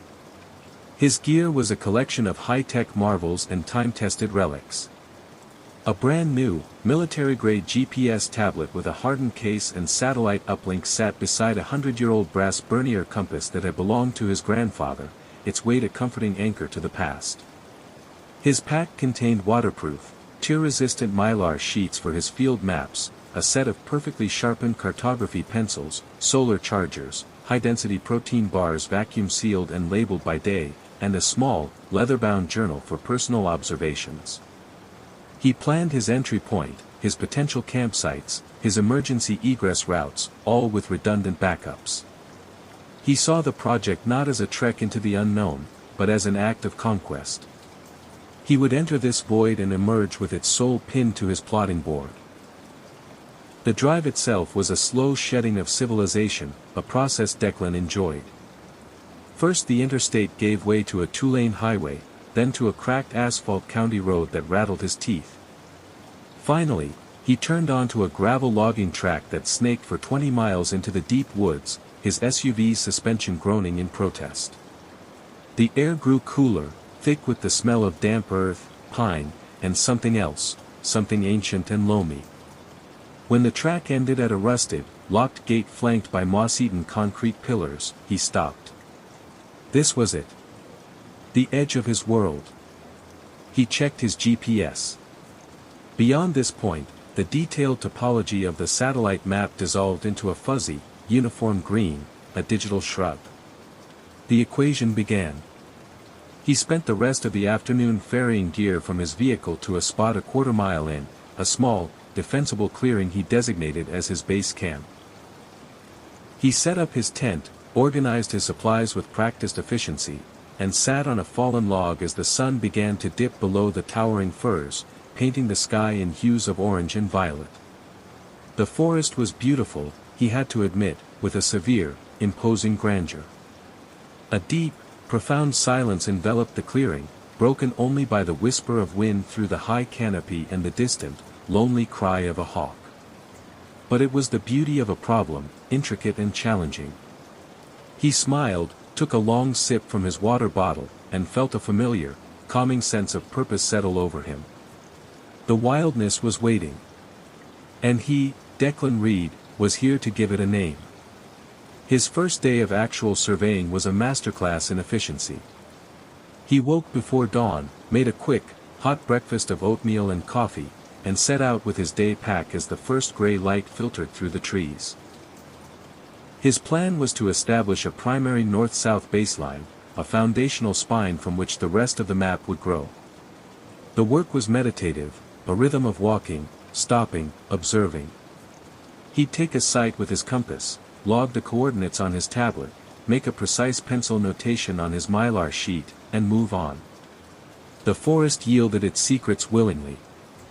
He charted the gentle slope of the land, the density of the undergrowth, the species of the trees, Douglas fir, western hemlock, Sitka spruce, all textbook examples. By midday, he found the river. It was a swift, clear artery, about 30 feet across, cutting a clean path through the forest floor. It wasn't on any geological survey maps of the region. A new discovery. He followed it for a mile, mapping its bends and noting the smooth, water-worn stones that lined its banks. It was a perfect, defining feature. On his map, in his elegant, slanted script, he named it the Silver Stream. A few hours later, he discovered the rock formation. It was a striking, trilithic tor of granite, 3 massive, weathered stones that leaned against each other like weary giants. It was a natural landmark of such character that it felt intentional, a signpost left by the earth itself. He circled it, took its precise dimensions, and logged its position. He christened it, the Three Wardens. That evening, back at his camp, he felt a deep, satisfying sense of accomplishment. The blank mylar sheet was now anchored by 2 significant, named features. The void was beginning to have a grammar. He updated his primary digital map, the lines crisp and certain on the tablet screen. The silver stream flowed, the 3 wardens stood guard.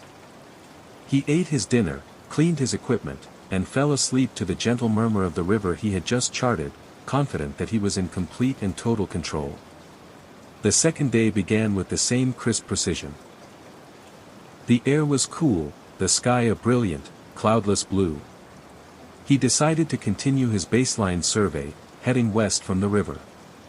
He packed his gear and set off, navigating by the digital map he'd created the day before. According to his tablet, he should intersect with the Silver Stream in about 20 minutes. He walked. 20 minutes passed, then 30, then 45. He stopped, frowning, a knot of confusion tightening in his chest. He checked his tablet again. The GPS showed him standing precisely where the blue line of the river should be. But there was no river. Before him lay only a wide, dry scar in the earth, a channel of packed dirt and loose stones, littered with dead leaves. There was no water. Not a trickle. Not even a patch of mud. Declan's first reaction was not fear, but professional indignation.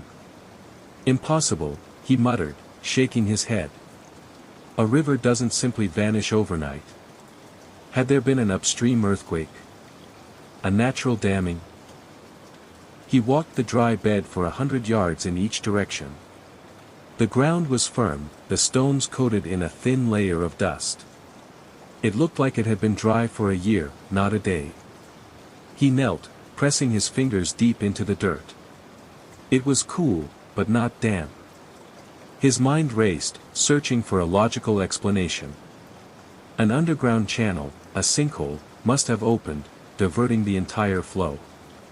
It was a geological anomaly, certainly, a 1-in-a-million event, but an explainable one. He made a note on his map, crossing out Silver Stream and writing dry channel. He felt a flicker of annoyance, the feeling of a perfect calculation being spoiled by an unruly variable. The forest was not behaving according to predictable models. He recalibrated and continued west, his objective now the 3 wardens. His tablet and his compass agreed on the bearing. He walked for 2 hours, the terrain slowly rising. He should have been able to see the tops of the massive granite stones by now, cresting the horizon. He climbed a small rise, pushing through a curtain of ferns, expecting to see them dominating the landscape. There was nothing. Only a dense, unbroken sea of ancient-looking hemlocks. He checked his instruments again. The GPS dot pulsed patiently. You are here. This was the exact location he had logged yesterday. He even found the indentation in the soft earth where he had sat to sketch them. But the tor was gone. In its place stood a grove of trees that looked centuries old, their thick trunks covered in moss, their roots deeply entrenched in the earth, gripping the ground like ancient claws. It was a physical, botanical impossibility. This time, the feeling was not annoyance. It was a cold, sharp prickle of unease that slid down his spine. He turned in a slow circle. The forest felt different. The quality of the light filtering through the canopy seemed dimmer, heavier, tinged with a sickly green. The silence felt less like peace and more like a held breath. "All right, Declan, let's reset," he said aloud, his voice sounding thin and alien in the oppressive quiet. Instrument error. He pulled out his grandfather's compass. He trusted it more than any circuit board. He held it flat in his palm and let the needle settle. It swung lazily, then pointed determinedly south. He turned his body east. The needle stayed pointing south. He turned west. South. North. The needle remained locked, pointing to some magnetic anomaly, a massive iron deposit perhaps. But there was no such geology noted in this region. He shook it, tapped the glass. It swung back to its implacable southern bearing. He pulled out his tablet. The GPS dot was now gone, replaced by a blinking error message: satellite sync failed, orbital path not found.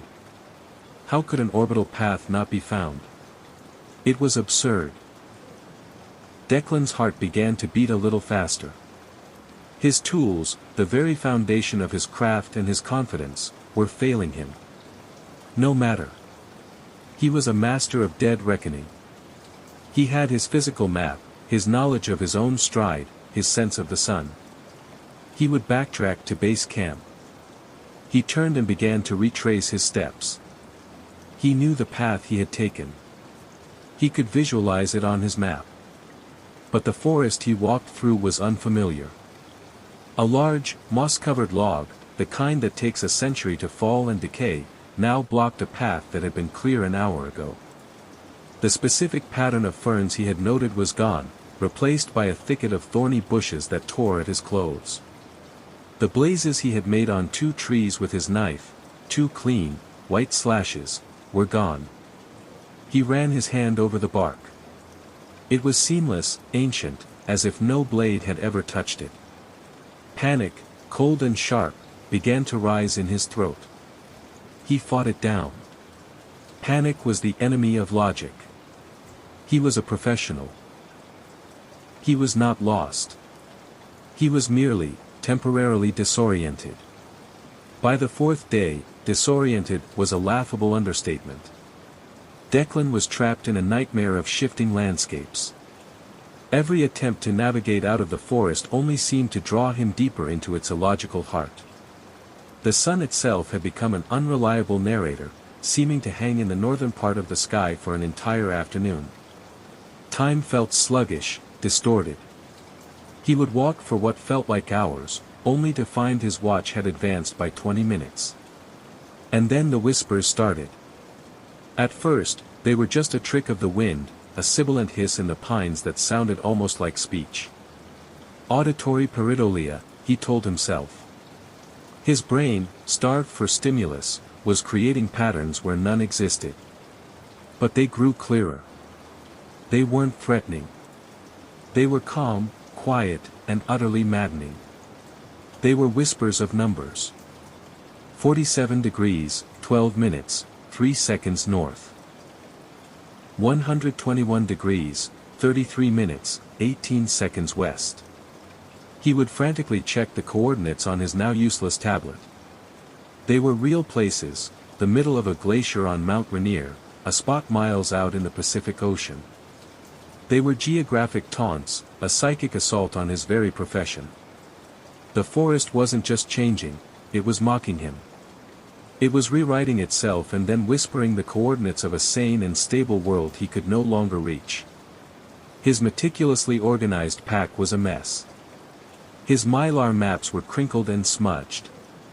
His food supply, which he had rationed with scientific precision, seemed to be dwindling at an impossible rate. He'd had 8 protein bars. He had eaten 2. Now he could only find 3. He accused the forest, absurdly, of stealing from him. By the 6th day, his descent was complete. His confidence was a shattered ruin. He abandoned his instruments, abandoned his methodical approach, and simply ran. He crashed through the undergrowth, heedless of the branches that whipped at his face, trying to force his way out through sheer will. But the forest was a patient, cruel maze. Every direction led him back to the same impossible clearing, a place he had never seen before but now recognized with a sense of recurring dread. In the center of the clearing stood a single, ancient, gnarled oak, a species that shouldn't even be growing in this part of the country. He collapsed at its base, his lungs burning, his body screaming with exhaustion. He had tried to fight the chaos, to impose his order upon it. Now, he was just another panicked animal, lost in the woods. He started seeing things in the periphery. A flicker of movement that vanished when he turned his head. A pattern of leaves on the forest floor that resolved for a moment into a watching, intelligent eye. The whispers changed, too. They stopped being numbers. Now, they used his own voice, coiling around him like smoke. You thought you could chart this place, Declan. You thought your lines and numbers meant anything here. You are the one who is being mapped. He huddled at the base of the oak as night fell, a cold, starless night. He didn't have the energy to build a fire. He was done. He surrendered. He leaned his head back against the rough bark and let out a sound that was half laugh, half sob. The forest had won. The equation was unsolvable. A strange calm settled over him, the placid exhaustion of a man who has accepted his own doom. The whispers stopped. The forest grew utterly silent, as if it, too, was satisfied. With a trembling hand, he reached into his pack and pulled out his primary mylar map, the one he had started on that first, triumphant day. He didn't look at it to navigate, but as a final, desperate act of remembrance. He wanted to see the man he used to be, the man who believed in straight lines and true north. He unfolded the sheet. His neat, precise lines were still there. The elegant script naming the Silver Stream and the Three Wardens. His confident notes in the margins. It was a map of a world that no longer existed. His eyes traced the frantic, nonsensical spaghetti of his path over the last few days, a panicked scribble that looped back on itself again and again. And then he saw it. In the center of the incomprehensible mess, at the heart of the clearing where he now sat, was a new symbol. It was drawn in what looked like his own cartography ink, a perfect, precise little icon. But he knew, with a certainty that chilled him to the bone, that he had not drawn it. It was a small, stick figure drawing of a man. A man with slumped shoulders, sitting on the ground, his back against the base of a large tree, his head in his hands. It was a perfect, heartbreaking icon of his own despair. Declan stared at the map, his breath catching in his throat. He looked at his own position, slumped against the ancient oak. He looked back at the tiny figure on the map. He was not lost in the forest. He was now a feature of the forest. He had come here to give the wildness a name, to put it in a box. Instead, the wildness had given him a place. It had added him to its own, ever-changing, impossible map. The camera of the world seemed to pull back, leaving him there, a tiny, still figure in a vast, silent sea of green. He was a new landmark. A permanent feature. The surveyor's rest. And the forest was finally, completely, quiet. He was no longer a visitor. He was part of the silence. Story 7, The Harvest of Haven Ridge. Frank Miller believed in the quiet authority of paper. He believed in the crisp lines of a form, the unambiguous finality of a filled-in box, and the comforting weight of a government-issued binder. In a world of chaos and messy emotions, the United States Census Bureau was a temple of order, and Frank was one of its most devout, if unassuming, priests. His life was a series of county lines and demographic data points, a predictable, stable existence that he clung to like a raft in a turbulent sea. His ex-wife, Brenda, had called him aggressively beige, a man whose soul was the color of a manila folder. Frank didn't see it as an insult, not really. Manila folders were reliable. They had structure. They didn't leave you for a charismatic but financially unstable pottery instructor who thought predictability was a terminal illness. This assignment was supposed to be the tail end of a tedious but straightforward canvassing trip through the rural plains of central Kansas. The last town on his list was Prosperity Creek, a place that, according to his official maps and decade-old data, was a small agricultural community of 312 souls. It was a cleanup job, verifying addresses that hadn't responded by mail. Simple. A few days of polite questions and neatly checked boxes, and then the long, quiet drive back to his quiet, empty apartment. The problems began 20 miles outside of what should have been Prosperity Creek. The GPS on his government-issued sedan, a device usually as reliable as the sunrise, began to stutter.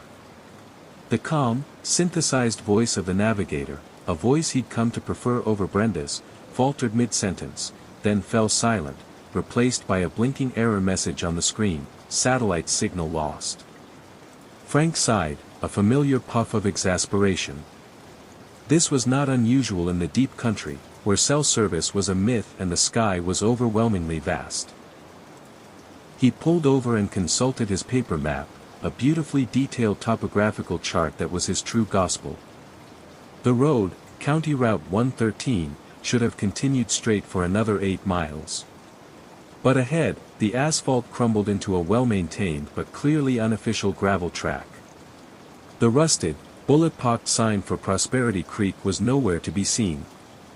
Instead, a newer, hand-carved wooden sign stood beside the gravel road, its letters painted a cheerful, pristine white. It read, "Welcome to Haven Ridge.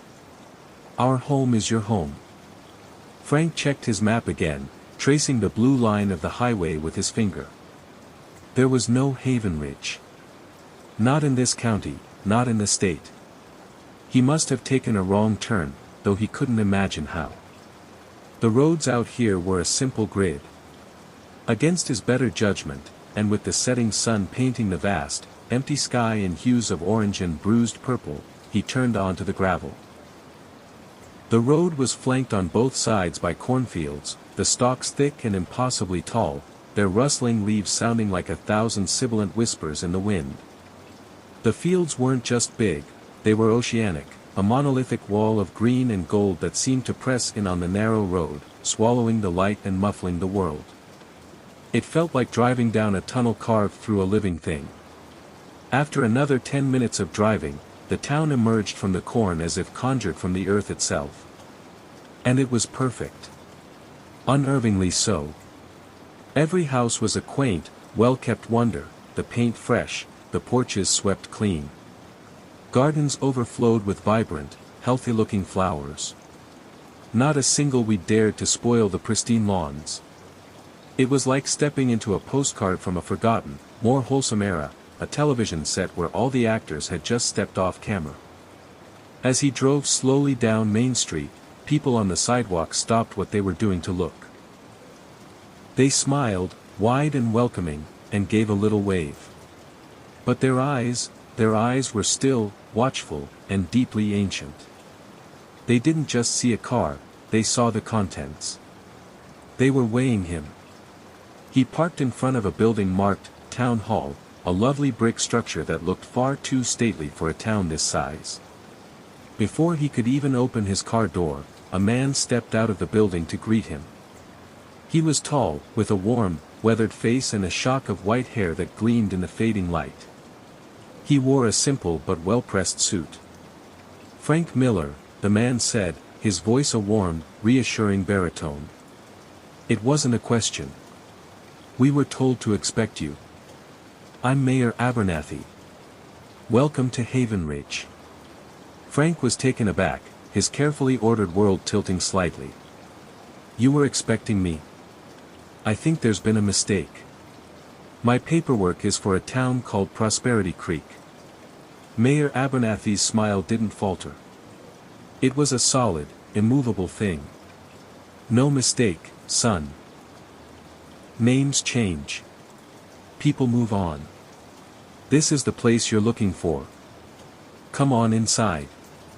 The sheriff is here, and we've already got the town records ready for you. We aim to be cooperative." Inside, the oppressive friendliness continued. Sheriff Brody, a large man with a gun belt that seemed more ceremonial than functional, shook his hand with a grip like a vice. They offered him coffee and a thick slice of homemade apple pie that was, to his surprise, the most delicious thing he'd ever tasted. They handed him a neatly bound ledger. Frank opened it. The population count for Haven Ridge was listed at 312. Exactly the same as the last census for Prosperity Creek. "That's quite a coincidence," Frank said, the first seed of genuine unease planting itself in his gut. "We're a stable community," Sheriff Brody said with a chuckle that didn't reach his placid, blue eyes. "Folks who come to Haven Ridge tend to stay. We have a very low turnover." The paperwork took hours. Everything was in perfect order, yet fundamentally wrong. The names were different, but the family structures, the age distributions, the sheer numbers, were a mirror image of the decade-old data he had for a town that had seemingly ceased to exist. It was a statistical impossibility, a forgery so perfect it was surreal.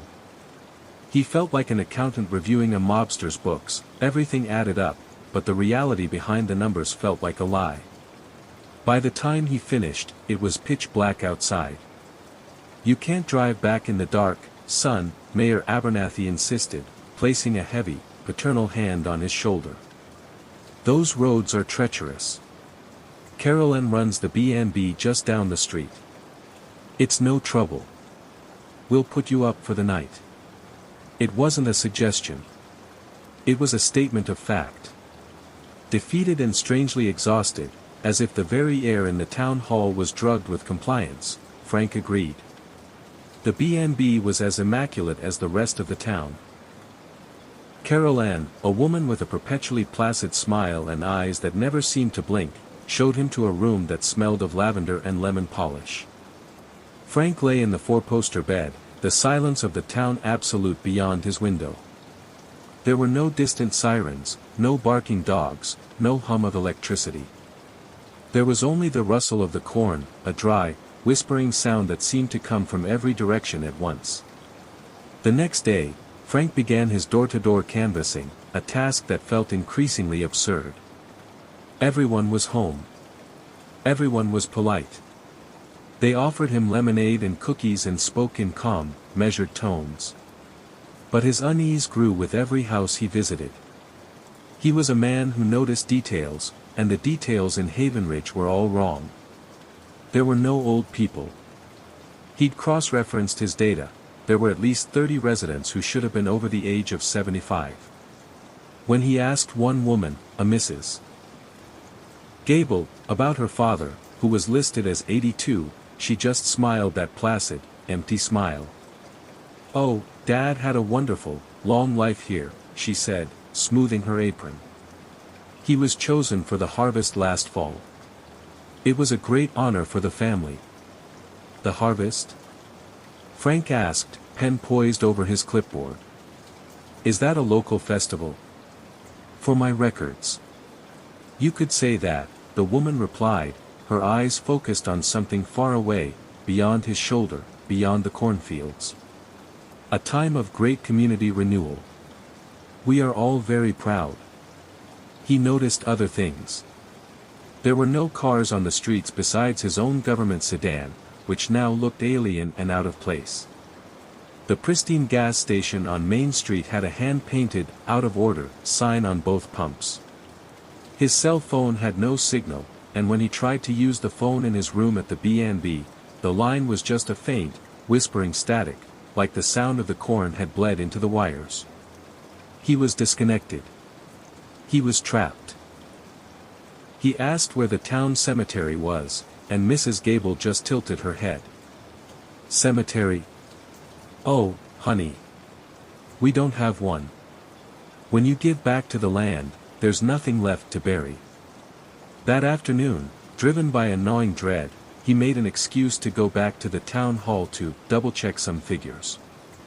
Finding it empty, he slipped down into the building's basement, a musty archive filled with filing cabinets and stacked ledgers. He started pulling out the old books. The earliest ones were for Prosperity Creek. He saw records of births, deaths, crop yields. Then, around 50 years ago, the entries began to change. The name Haven Ridge started appearing. The death records became peculiar. The causes of death, which had once been consumption, or influenza, or old age, were now all listed with the same neat, cursive script, walked the rows. The dates were always the same, the autumnal equinox. He felt a cold sweat on his brow. He dug deeper, finding a box of even older, leather-bound journals from the town's original founders in the late 1800s. The script was archaic, but the words were terrifyingly clear. They spoke of a lean year, a failed crop, a devastating winter. They wrote of a prayer, a desperate plea made at the edge of the vast cornfield. And an answer. The journal described a presence, a non-thing, the man in the rose, the corn king. It promised prosperity, perfect weather, and robust health.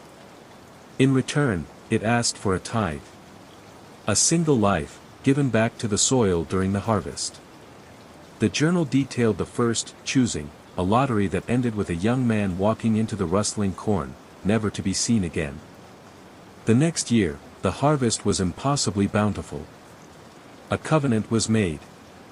He was so engrossed he didn't hear the footsteps on the stairs.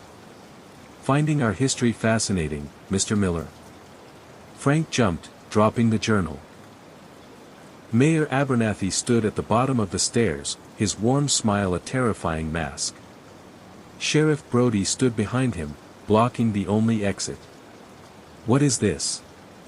Frank stammered, his heart hammering. "What's going on here?" "It's simple, son," the mayor said, his voice losing its avuncular warmth, replaced by a cold, pragmatic calm. It's about balance. A covenant. The land provides for us. It keeps us healthy, keeps us safe. It gives us this, he gestured to the ceiling, to the town above. This perfection. And in return, we feed the land. We give it a life.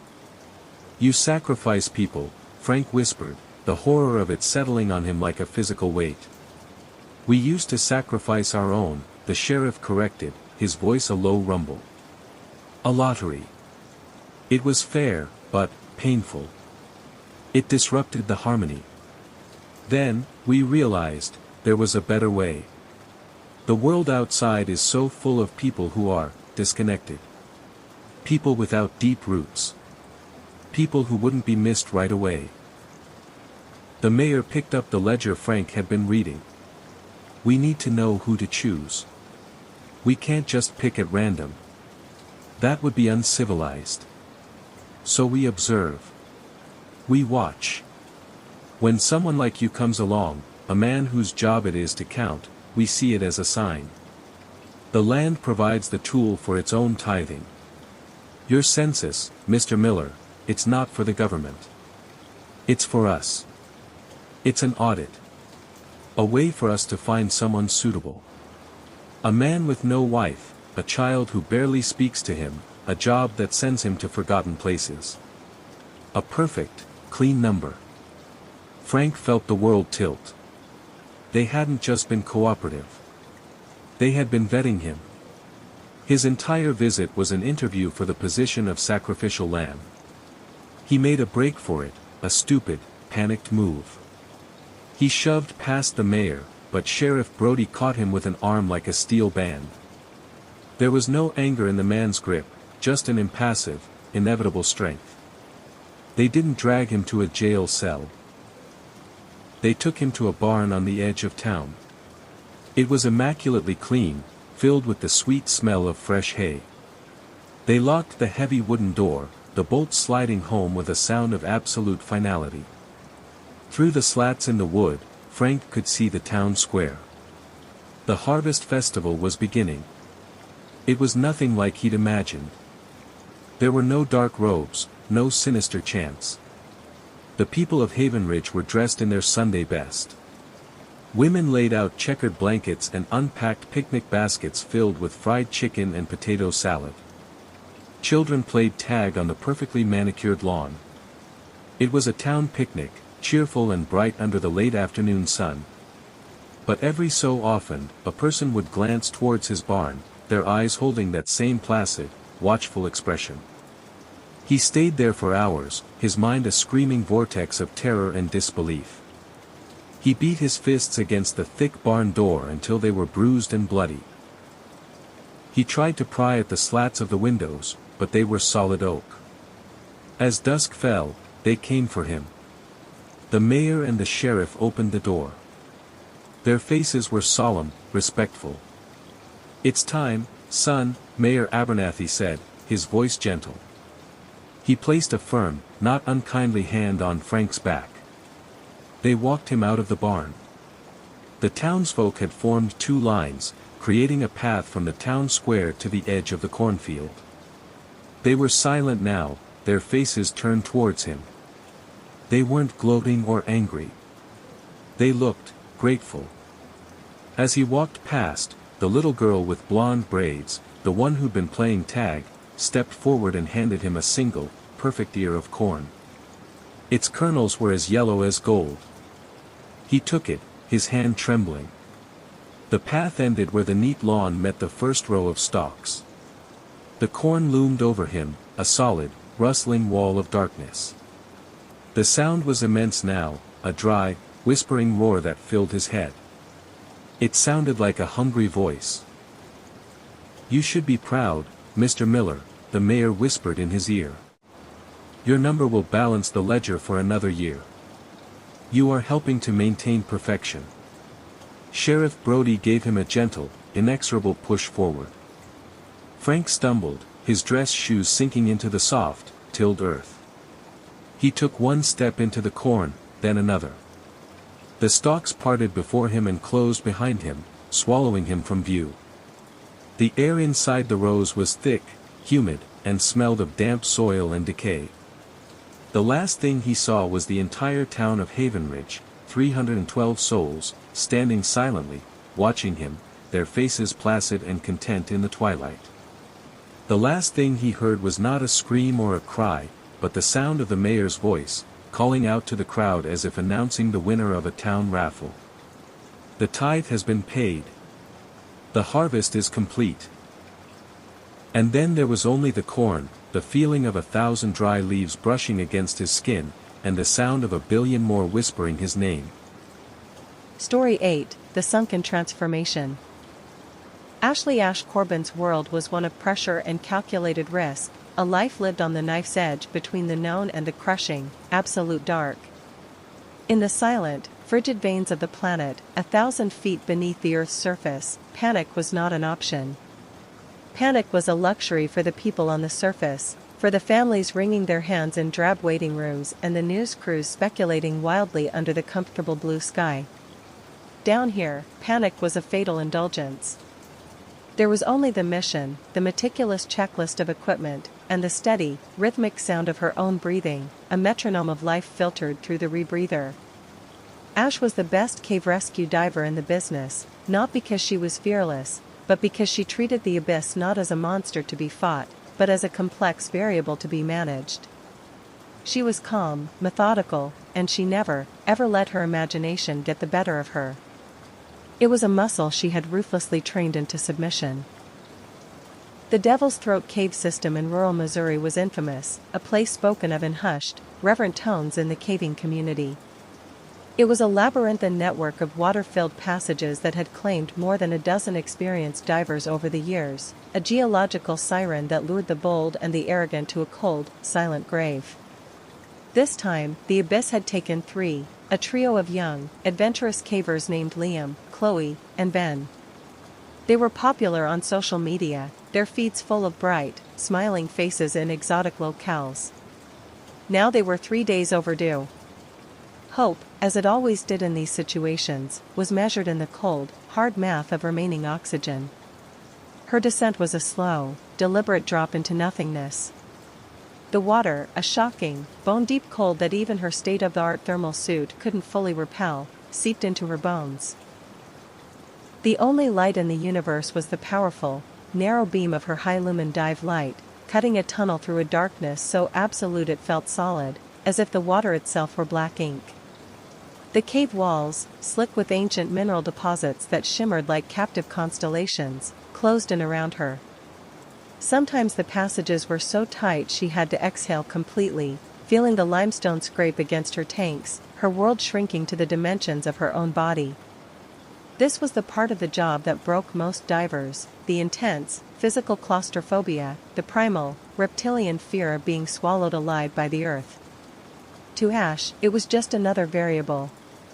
She focused on her gauges, the reassuring tautness of her guideline, and the steady beat of her heart. The surface team, led by a grizzled veteran named Marcus, was her only link to the sunlit world. His voice, tinny and calm, crackled in her ear through the comms system, a welcome ghost of human presence. Status check, Ash. How's the pressure? Stable, Marcus, she replied, her own voice unnaturally flat, a trained calm that belied the immense strain. Passing the chimney now. No sign of them. No discarded gear, no distress markers on the walls. The water clarity is good. Her mission was a grim but simple one: follow the detailed dive plan the missing cavers had filed until she found them, or found evidence of their fate. At 2,000 feet into the system, in a large, bell-shaped chamber known as the cathedral for its vaulted, unseen ceiling, she found the first sign. It was their gear. 3 high-end rebreather kits and 3 dive harnesses, neatly piled near the entrance to a smaller, unmapped passage. It was almost too neat. Marcus, I've got their equipment, she reported, her light beam tracing over the abandoned gear. The brand names glowed back at her: Poseidon, Hollis. Top of the line. It's all here. Looks like they ditched it to go through a squeeze. Ditched it? All of it? Marcus's voice held a new note of confusion. That makes no sense, Ash. Why would 3 experienced cavers abandon their life support? Ash didn't have an answer. It was a terrifying breach of protocol. You didn't abandon your gear unless you were already in a safe, breathable air pocket and planned to come right back. But this chamber was fully submerged, a cold, silent dome of water. She swam closer, her light catching something else on the cavern floor. Near the pile of gear were several strange, translucent sheets, like pieces of shed snakeskin, pale and shimmering in her light. They were vaguely human-shaped, but thin as parchment, and they undulated gently in the current created by her fins. I've got something else here, she said, her voice tight with professional curiosity. Looks like membranes of some kind. Maybe a species of giant cave salamander? Never seen anything like it. I'm bagging a sample. She carefully placed a piece of the strange material into a sealed evidence bag.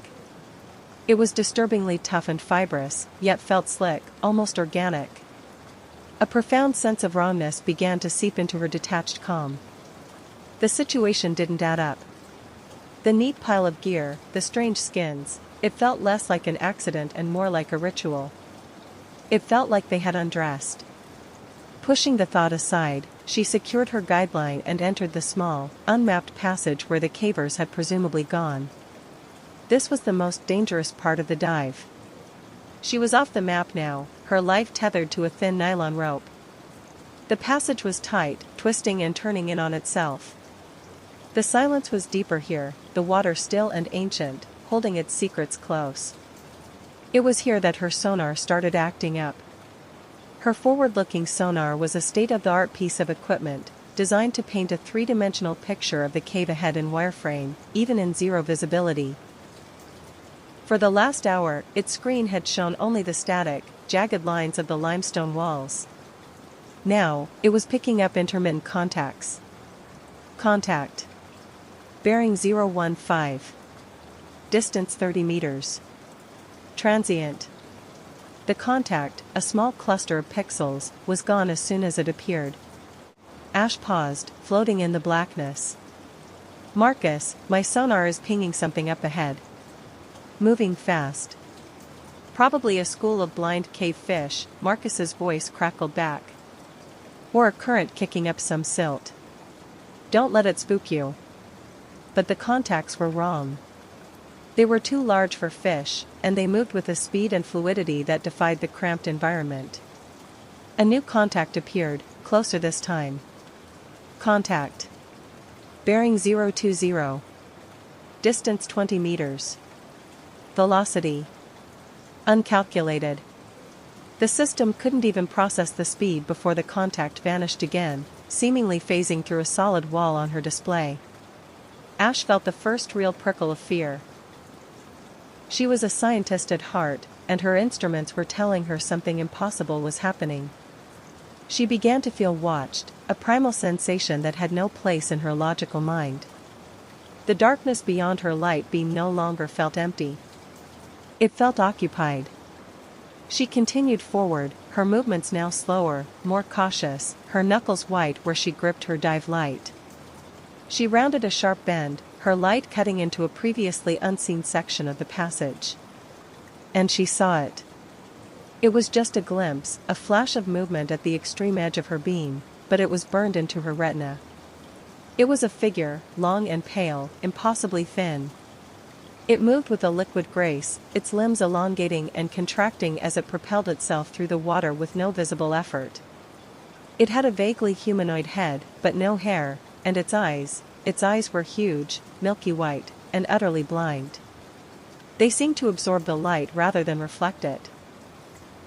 The creature twisted, its spine bending at an impossible angle, and vanished into a crack in the rock that was no wider than her shoulders. Ash froze, her breath catching in her throat. Her heart hammered against her ribs, a wild drum in the crushing silence. Marcus, she whispered, her voice trembling for the first time. Marcus, I saw something. Hostile fauna. large. Humanoid. Ash, calm down, Marcus's voice was firm, trying to pull her back from the edge. It's the pressure. Nitrogen narcosis. You're deep, and you're stressed. Your brain is playing tricks on you. Trust your instruments, not your eyes. But her instruments were the things telling her that something was wrong. She checked her gas mix, her depth gauge. Everything was optimal. She was not suffering from narcosis. What she had seen was real. A cold, dreadful certainty began to form in her mind. She was not alone, and she was no longer the apex predator in this environment. Driven by a mixture of terror and grim duty, she pushed forward. She had to know what had happened to the cavers. The sonar contacts were more frequent now, circling her, always staying just at the edge of her vision. She felt like a lone wildebeest surrounded by a pride of unseen lions. Her mission was no longer a rescue. It was an intrusion. The passage began to ascend. She followed it, her light revealing a steep, vertical tunnel. At the top, her light beam broke the surface of the water. An air pocket. A massive cavern, a hidden world not on any map. Hope, a dangerous and unwelcome emotion, flared in her chest. She surfaced, the air thick, humid, and smelling of wet stone and something else, something metallic and faintly sweet, like ozone and decay. She pushed her dive mask up onto her forehead and scanned the cavern with her light. It was vast, the ceiling lost in the darkness above. Waterfalls of mineral-rich water cascaded down the walls, creating strange, beautiful formations that looked like melted wax. And on a wide, flat ledge on the far side of the underground lake, she saw them. Liam, Chloe, and Ben. They were alive. They were huddled together in the darkness, recoiling from her powerful light beam like creatures of the night. They were pale, shivering, and their eyes were wide and luminous, like the eyes of deep-sea fish. Liam? Chloe? Ash called out, her voice echoing strangely in the vast space. It's Ashley Corbin, search and rescue. I'm here to get you out. They didn't respond. They just stared, their expressions not of relief, but of stark, animal terror. As she swam closer, her light illuminated them more clearly, and the full, grotesque horror of the situation crashed down on her. Their bodies were slick and hairless, their skin a pale, almost translucent white, showing a faint network of blue veins beneath. Their fingers were elongated, the webbing between them more pronounced. On their necks, just below their jawlines, were the faint, pinkish outlines of gill-like slits that pulsed in a slow, steady rhythm. They were in the middle of a transformation, caught between what they had been and what they were becoming. Stay back. Liam finally croaked, his voice a raw, wet whisper. Turn off the light. It hurts. Ash faltered, treading water, her mind struggling to process what she was seeing. What happened to you? Are you injured? It was Chloe who answered, her voice soft and melodic, yet utterly alien. We're not injured. We're adapting. She looked down at her own long, pale hands with a strange mixture of horror and wonder. The water, it's alive. Not with a mind, but with a purpose. A blueprint. It finds us, and it remakes us for the dark. It thinks our lungs are a design flaw. Ben, who seemed the furthest along in the transformation, hissed from the shadows, a sound that was not entirely human. He pointed a long, trembling finger at her. You're too loud. Too bright. Your breathing is like thunder. You don't belong here. You have to go. The change has already started in you, Ashley, Liam said, his large, clouded eyes fixing on her. You've been in the water for hours. It's already in your blood, reading you, learning your shape. Can't you feel it?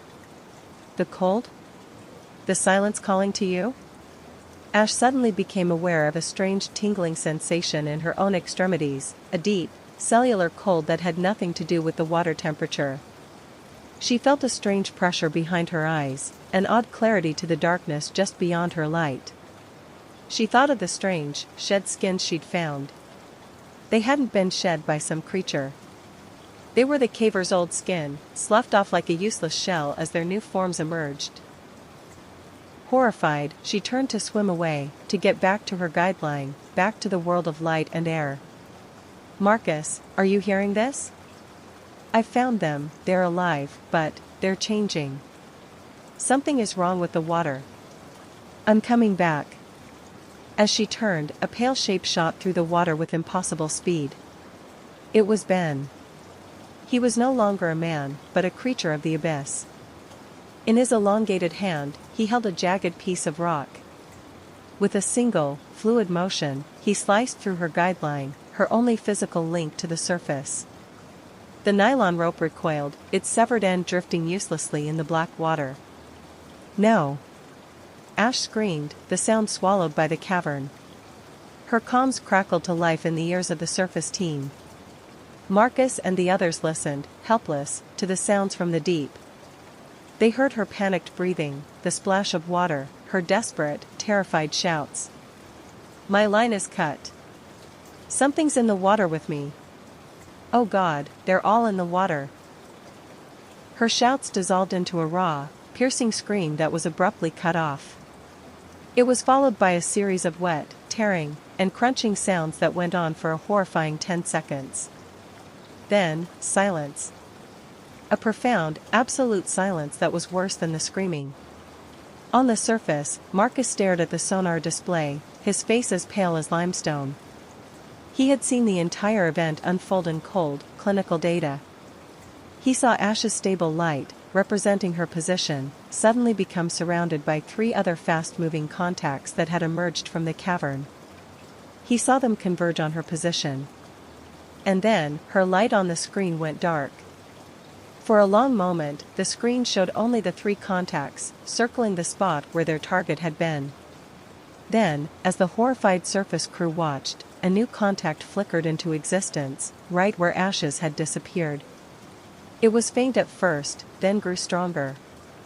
It moved with the same impossible, fluid grace as the others. The 4 contacts paused for a moment, as if getting their bearings, and then, as one, they turned and moved away, disappearing into an unmapped section of the cave system, deeper into the eternal night. The rescue mission was over. The population of the Devil's Throat had grown by 1. Story 9, The Mirrored Stalker. The return to consciousness was not a gentle awakening. It was a violent, chemical eviction from the dreamless abyss of cryosleep, a physiological process Jax privately called the shock and awe. One moment, there was nothing, a perfect, timeless void. The next, a jolt of ice-cold fluid surged through her veins, a biological reboot sequence that felt like drowning and being struck by lightning at the same time. Her eyelids fluttered, heavy as lead shutters. The inside of the cryopod was a familiar, sterile white, the curved glass fogged by her own sudden, ragged breath. A calm, synthesized female voice, the ship's ubiquitous AI, echoed in the small chamber. "Cryostasis reversal complete. Subject, O'Malley, J. Vitals are stable.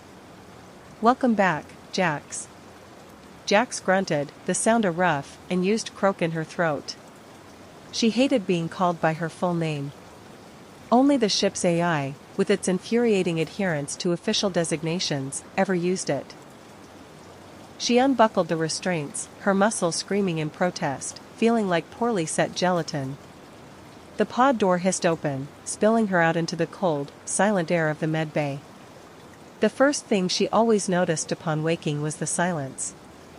The Kerberos was a behemoth, a city-sized automated mining vessel designed to chew up asteroids and spit out refined metals, but it moved through the void with the ghostly quiet of a cathedral. It was a silence she had grown to appreciate, a clean, sterile void that matched the one between the stars. But this silence was different.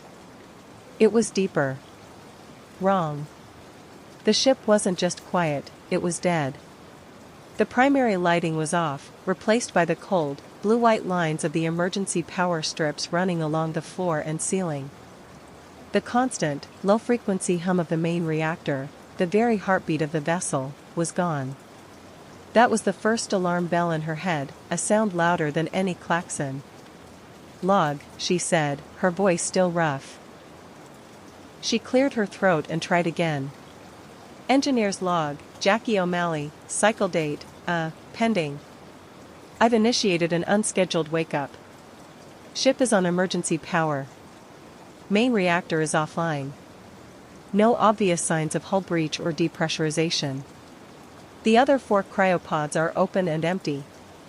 Going to find out what fresh hell the flyboys cooked up this time." Her cynicism was a well-worn shield, her default setting after 15 years of deep space hauling. She was a glorified mechanic, the only engineer on a ship otherwise crewed by 3 pilots and a geologist, men she privately referred to as the captain, the co-captain, and the useless rock licker. Their names were Davies, Chen, and Moreau, but their roles were what defined them. They were the ones who got the glory for a successful haul. She was the one who got her hands dirty ensuring the hulking beast didn't tear itself apart in the void. She figured they'd tried a risky gravitational slingshot maneuver to shave a few weeks off the return trip to the belt and trip the reactor's safety protocols. Amateurs. She moved through the medbay, her magnetic boots clanking softly on the deck plating. The place was pristine. No overturned equipment, no signs of a struggle. Just 5 empty cryopods, their lids open like patient, waiting mouths. She made her way into the main corridor, a long, sterile tube of polished chrome and white composite paneling. The emergency lights cast long, dancing shadows, making the massive vessel feel cavernous and strange. It was as she passed a row of sealed supply lockers that she saw it. A flicker. In the reflection of a polished chrome door panel, a sliver of movement darted behind her own reflected form. She stopped, turning her head. Nothing. Just her own tired, pale face staring back, her short-cropped dark hair a messy halo around her head. "Visual floaters," she muttered. A common side effect of cryosickness. The fluid exchange could play tricks on the optic nerve. She dismissed it and continued towards the bridge, her boots echoing in the profound silence. The bridge was as empty as the medbay. The main view screen was a black, starless void, the ship clearly adrift. The control consoles were dark, save for a single, blinking red light on the communications panel. Incoming transmission failed. Multiple failures, by the look of it. A thick layer of dust, the kind that only accumulates over weeks of inactive air circulation, coated everything. They hadn't just been offline for a few hours. They'd been dead in the water for a long time. Her annoyance was slowly being replaced by a cold, creeping unease. Where was the crew? Standard procedure for a reactor trip was clear. The designated flight engineer, her, was to be automatically revived to handle it. The pilots were supposed to stay in cryo unless there was a direct navigational threat. It was the one protocol the captain was pathologically strict about. She walked over to the captain's station, his favorite chrome-plated coffee mug still sitting on the console, a dark brown ring at the bottom. She ran a gloved finger through the dust. Weeks, at least. As she straightened up, she glanced at the mug's reflective surface. There it was again. A flicker. But this time it wasn't just a darting shape. It was a distortion in her own reflection. For a split second, her face in the curved chrome looked longer, thinner. Gaunt. Her eyes looked wide and dark, her mouth a tight, bloodless line. It was her, but, starved. Frightened. She recoiled, snatching her hand back as if the mug were hot. She blinked, her heart suddenly hammering against her ribs. She looked again. It was just her own face, tired and pale, warped by the curve of the metal. Nothing more. "Get a grip, Jax," she whispered, her voice tight. Cryopsychosis. It's a thing. She knew the term, had seen the training modules. Long-term stasis, sensory deprivation, it could lead to hallucinations, paranoia. She resolved to keep her own biomonitor active, to check for any neural anomalies. She spent the next several hours in a state of determined denial. She was an engineer. Problems had logical solutions. She worked her way down to the reactor room, a vast, cathedral-like space in the heart of the ship. The silence here was even more oppressive. The core was cold, its indicator lights dark. Her diagnostic tablet revealed the cause, a cascade failure in the primary coolant loop. It was a messy, complicated problem, but fixable. It would take her days, maybe a week, working alone. As she worked, wrestling with heavy conduits and recalibrating plasma injectors, she forced herself to ignore the flickers. They were becoming more frequent. A long, distorted limb stretching from her own shadow in the polished deck plates. A flash of a thin, pale face in the dark glass of a diagnostic monitor. It was always her own reflection, but twisted, warped into a grotesque parody. A silent, accusatory doppelganger that moved only when she did. Her internal monologue was a frantic battle between logic and rising panic. It's the emergency lighting, casting strange shadows. It's the low-frequency resonance of the backup power messing with my brain. It's a symptom of long-term isolation. But the ship's environmental controls were all in the green. The air was clean, the pressure stable. Her own biomonitor showed no signs of psychosis. Logic was failing her. The turning point came on the third day. She was in the ship's small galley, trying to force down a tasteless protein bar. She was exhausted, her hands raw from working on the coolant conduits. She leaned over the stainless steel sink to splash some recycled water on her face. As she looked up, she met her own eyes in the small, polished metal mirror they used instead of glass. Her reflection smiled at her. But she wasn't smiling. It was a slow, deliberate stretching of the lips, a grotesque, mirthless grin that pulled the skin taut over the gaunt cheekbones of her reflected face. The eyes in the mirror were wide with a silent, screaming madness. For a full, heart-stopping second, her reflection held the smile, independent of her own horrified expression. Then, just as quickly, it snapped back, her reflection once again a perfect, terrified mimic of her own. Jack screamed, a raw, ragged sound that was swallowed by the silence of the ship.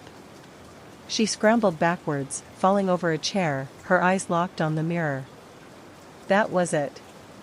That was the final proof. Her mind wasn't broken. The ship wasn't haunted. The reflections were. The next phase of her existence on the Kerberos was one of frantic, desperate modification. Her engineering mindset, once used for creation and repair, was now turned to deconstruction and concealment. The reflections had to go. She couldn't stand the sight of that thing wearing her face, watching her from every polished surface. She started with the obvious. The small mirror in the galley was the first to go, pried from the wall with a wrench and flung into a waste reclamation unit. Then the medbay. The polished chrome instrument trays, the glass doors of the medical supply cabinets, she covered them all with thick, gray emergency blankets, sealing the edges with metallic tape. The long, beautiful corridors were next. She spent an entire day unspooling the foil-like blankets and plastering them over the chrome walls, turning her sterile, futuristic vessel into a shabby, claustrophobic tunnel. She became a scavenger, hunting for any surface that could hold an image. Computer monitors were smashed with a fire extinguisher. The polished black floors were scuffed and smeared with grease from the maintenance bay. She found a can of black spray paint and used it to crudely coat the glass on the bridge's instrument panels. She worked with a feverish energy, fueled by terror and adrenaline. With every surface she covered, she felt a small measure of relief, a tiny pocket of safety carved out of the nightmare. But the ship was vast, and its designers had loved chrome. Every door handle, every light fixture, every stray tool left on a workbench was a potential window for her stalker. She found herself walking with her eyes fixed on the floor, her hands held close to her body to avoid catching her own reflection in a stray piece of metal. She lived in a self-imposed darkness, the only light from her headlamp, its narrow beam a small, controllable island in an ocean of potential mirrors. The creature in the reflections, meanwhile, was getting bolder. When she did accidentally catch a glimpse of it, in the blade of a knife before she managed to dull it, in a small puddle of leaked hydraulic fluid, it was no longer just a distorted version of her. It was changing. Its limbs seemed longer, its joints bent at unnatural angles. The gaunt face was becoming more defined, less like her own, and more like something ancient and predatory that was simply wearing her features as a mask. Its expression was no longer just a mad smile. It was one of hungry, intelligent patience. It knew she couldn't cover everything. It knew she would eventually make a mistake. After a week of this frantic labor, she was done. She had covered or destroyed every reflective surface she could find. The Kerberos was a wreck, a shabby, gray ghost of its former self, but she felt a measure of peace. She had blinded her tormentor. She decided to make her sanctuary in the cockpit. It was the smallest, most defensible space on the ship. She could seal the door, and she had meticulously covered every single surface inside, even the tiny indicator lights on the control panels. Here, surrounded by her shabby fortifications, the silence finally became a friend again. It was the silence of safety. She powered up the systems she needed, her diagnostic tablet her only connection to the outside world. The reactor was stable now, the main lights on, though they shone down on her blanket-covered walls, creating a strange, muffled environment. She allowed herself a moment of relief. She had survived. She had outsmarted it. To celebrate, she decided to suit up. Not to go outside, but for the sheer comfort of it. The Deep Space EVA suit was a second skin, a self-contained world with its own air, its own power. It was the ultimate form of isolation, the ultimate armor. She went through the familiar ritual, the clicks and hisses of the seals a comforting, mechanical liturgy. She pulled the heavy helmet over her head, the world tinted a faint gold through the polarized glass. With a final, satisfying hiss, the helmet sealed, and the suit's internal life support kicked in. She was completely safe. Utterly, totally, blessedly alone. She took a deep, clean breath of recycled air and let it out in a long sigh of relief. She looked out through the cockpit's forward view screen, which she had left uncovered. It wasn't a mirror. It looked out into the void. She saw the distant, cold stars, a beautiful, unreflective panorama. She smiled, a genuine, tired smile. And then she saw a flicker of movement. Not outside. Inside. Her smile froze. Her blood turned to ice. She slowly lowered her gaze from the stars to the surface of her own helmet visor, just inches from her face. On the pristine, crystal-clear glass, on the inside of her sealed helmet, a shimmering outline was beginning to resolve. It started as a faint, heat-haze distortion, then coalesced, taking on a familiar, horrifying form. It was the gaunt, skeletal face of the creature, its dark eyes staring directly into her own. It was no longer a reflection. It was a projection. It had been watching her, learning her, and now it had learned how to cross the final barrier. It was no longer trapped in the ship's surfaces. It was here. With her. Inside her armor. Its thin, bloodless lips, reflected in her own terrified eyes, pulled back into that same, slow, patient smile. Her final log entry was not a testament to her engineering prowess or her cynical wit. It was the sound of pure, unadulterated terror. "Log, Engineer Jackie O'Malley," she screamed, her voice a raw, choked sob. "It's in the..." The transmission ended in a wet, guttural shriek that dissolved into a wall of screaming static. Years later, the salvage vessel Hope's Landing docked with the derelict Kerberos. Captain Eva Rostova led her team aboard. The ship was cold, silent, and deeply unsettling. Emergency blankets were taped to the walls like shabby, metallic wallpaper. Smashed monitors and scuffed floors told a story of frantic, methodical madness. They found no bodies. No signs of a struggle. Just the ghost of a ship and the ghost of a crew. Rostova stood in the cockpit, her team cataloging the bizarre scene. She made her own log entry, her voice crisp and professional, detailing the strange conditions. Whatever happened here, she concluded, it was a psychological event. The engineer, O'Malley, she clearly lost her mind. She finished the log and glanced down at the dark screen of her handheld data pad. For a split second, in her own reflection, she saw something impossible. A flicker of movement behind her own eyes. The brief, superimposed image of a gaunt, skeletal face, its features thin and starved. She blinked, and it was gone. Just her own reflection, tired but competent, staring back. Cryosickness, she muttered to herself, shaking her head. Visual floaters. She turned to her crew, her voice once again all business. All right, let's finish the sweep. I want a full report in an hour. But as she walked away, she couldn't shake the feeling. A cold, prickling sensation on the back of her neck.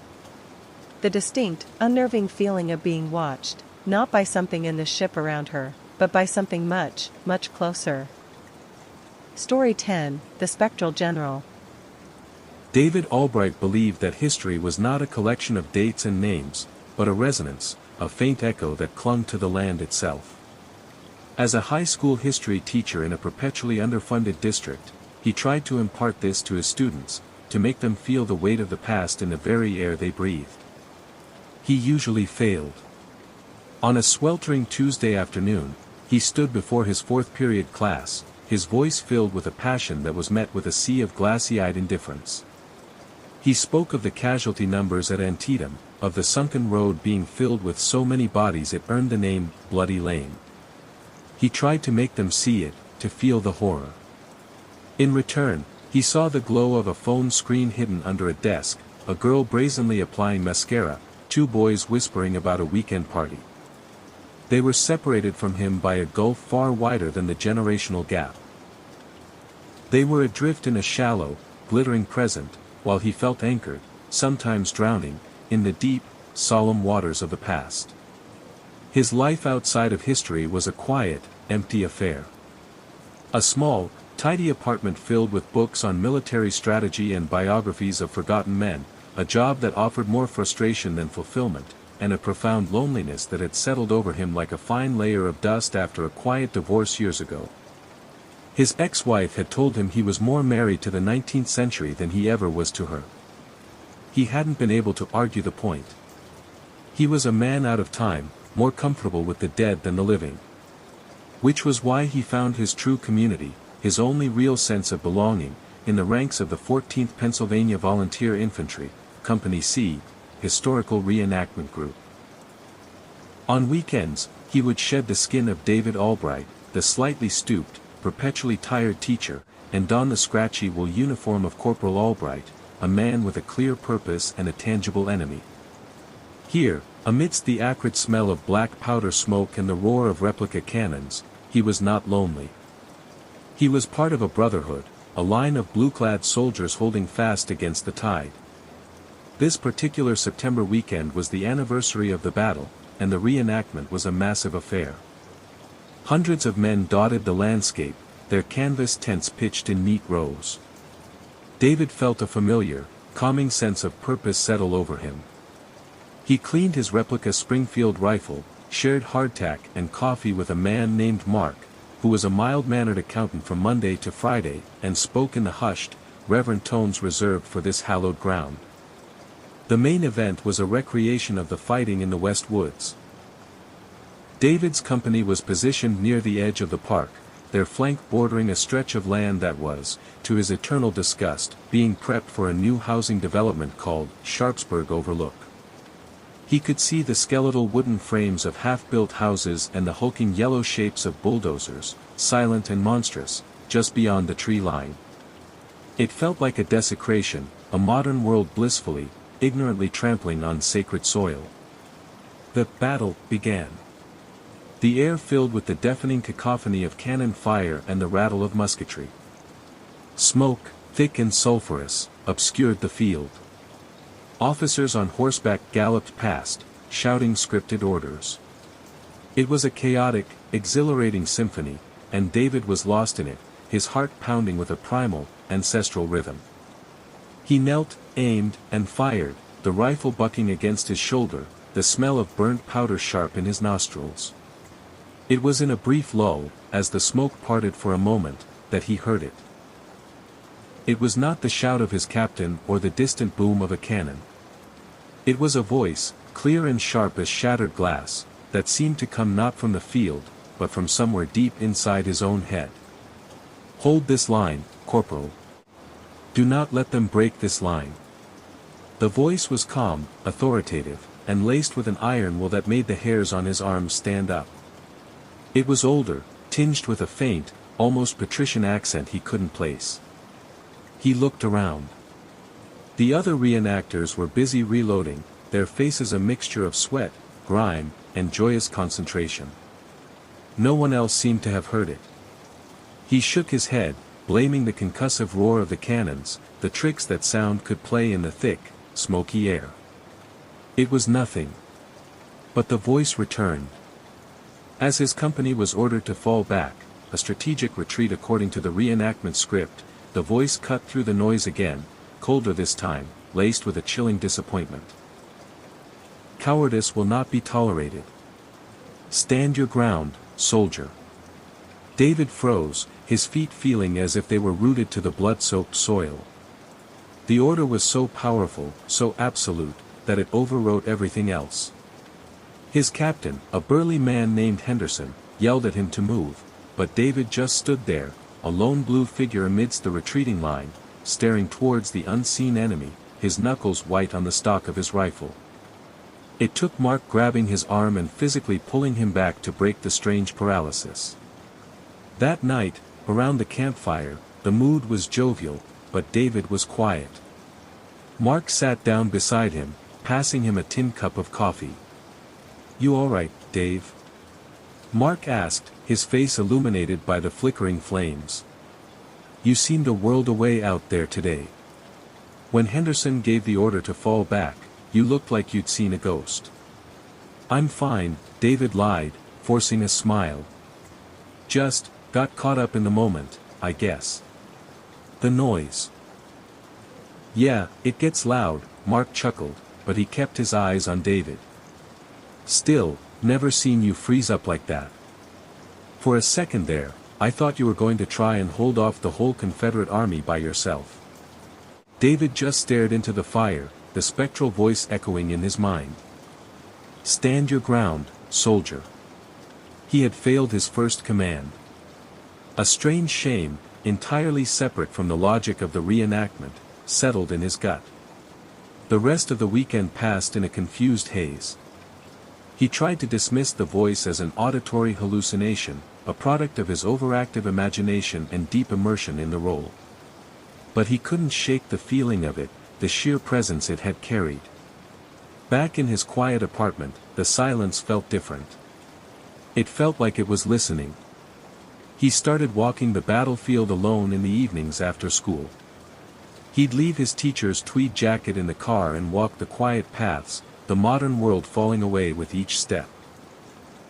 It was on one of these walks, standing near the side of the bloody lane where the earth still seemed to hold a memory of pain, that the voice returned, clearer now, without the chaos of battle to obscure it. "A fine evening for a reconnaissance, Corporal Albright." David stopped dead, his heart leaping into his throat. It knew his name. "Who is this?" he whispered to the empty, twilight air. There was a pause, a feeling of surprise, as if the voice had not expected to be addressed. "You can hear me with clarity, son?" "Yes," David breathed. "Yes, I can. I am Brigadier General Elias McCleary," the voice stated, a hint of spectral pride in its tone. "I gave my life on this ground, holding the flank against a charge that would have shattered the Union line. My men and I are still here. And our duty is not yet done." David's mind raced. He was a historian. He knew the names of the generals at Antietam. He had never heard of a General McCleary. But the voice was so certain, so real. Could it be? An officer whose name, whose sacrifice, had been lost to the unforgiving arithmetic of history. The idea resonated with David's deepest sensibilities. The forgotten soldier, the untold story. Your loyalty on the field was noted, Corporal, the general continued. You held when others ran. A fine quality. That is why I have chosen you. Chosen me for what, sir? David asked, his voice trembling with a mixture of terror and a strange, burgeoning excitement. To serve, the voice replied simply. A new threat masses on our flank.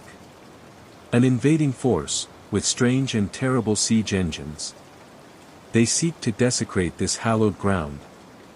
They must be stopped. The general meant the housing development. David understood immediately. The simmering resentment he felt towards the construction site now had a voice, a purpose. He felt a thrill run through him, the feeling of a man in a dream who suddenly realizes he can fly. The orders began subtly. Report their movements. David started spending his evenings parked in an overlook, watching the construction site through a pair of binoculars. He took notes in his leather journal, not as a concerned citizen, but as a scout. Yellow machines advance on the western ridge. A contingent of 30 enemy soldiers arrives and departs daily. He sketched the layout of the site, marking the positions of the bulldozers, the stacks of lumber, the foreman's trailer. One night, while lying flat in the tall grass near the fence, a security guard's truck swept the area with a searchlight. The beam passed inches over David's head. He lay perfectly still, his heart pounding, not with fear of being caught trespassing, but with the exhilarating terror of a soldier on a covert mission avoiding an enemy patrol. The voice of the general became his constant companion. It was a comfort, a guiding presence in his lonely life. It praised his diligence, corrected his observations, and filled the oppressive silence of his apartment with purpose. His small living room began to transform. He pinned his sketches and maps to the wall. He spent hours in the library, not researching the battle he taught, but trying to find any mention of General McCleary or the 14th Pennsylvania's specific actions. He found nothing, which only solidified his belief. The general was one of the forgotten, and he, David Albright, was his last living soldier. His obsession grew. He started to see the world through a different lens. The foreman of the construction crew was the enemy commander. The delivery trucks were supply lines. The surveyor's stakes were enemy pickets. He began to feel a sense of ownership, of guardianship over the battlefield. This was his post. His teaching suffered. His students noticed his distraction, his clothes perpetually smelling of damp earth. The principal called him in for a meeting about his performance. David listened, nodding absently, but his mind was on the general's latest directive, to ascertain the enemy's logistical weaknesses. One evening, as a thick, pearlescent fog rolled across the fields, the general's voice took on a new urgency.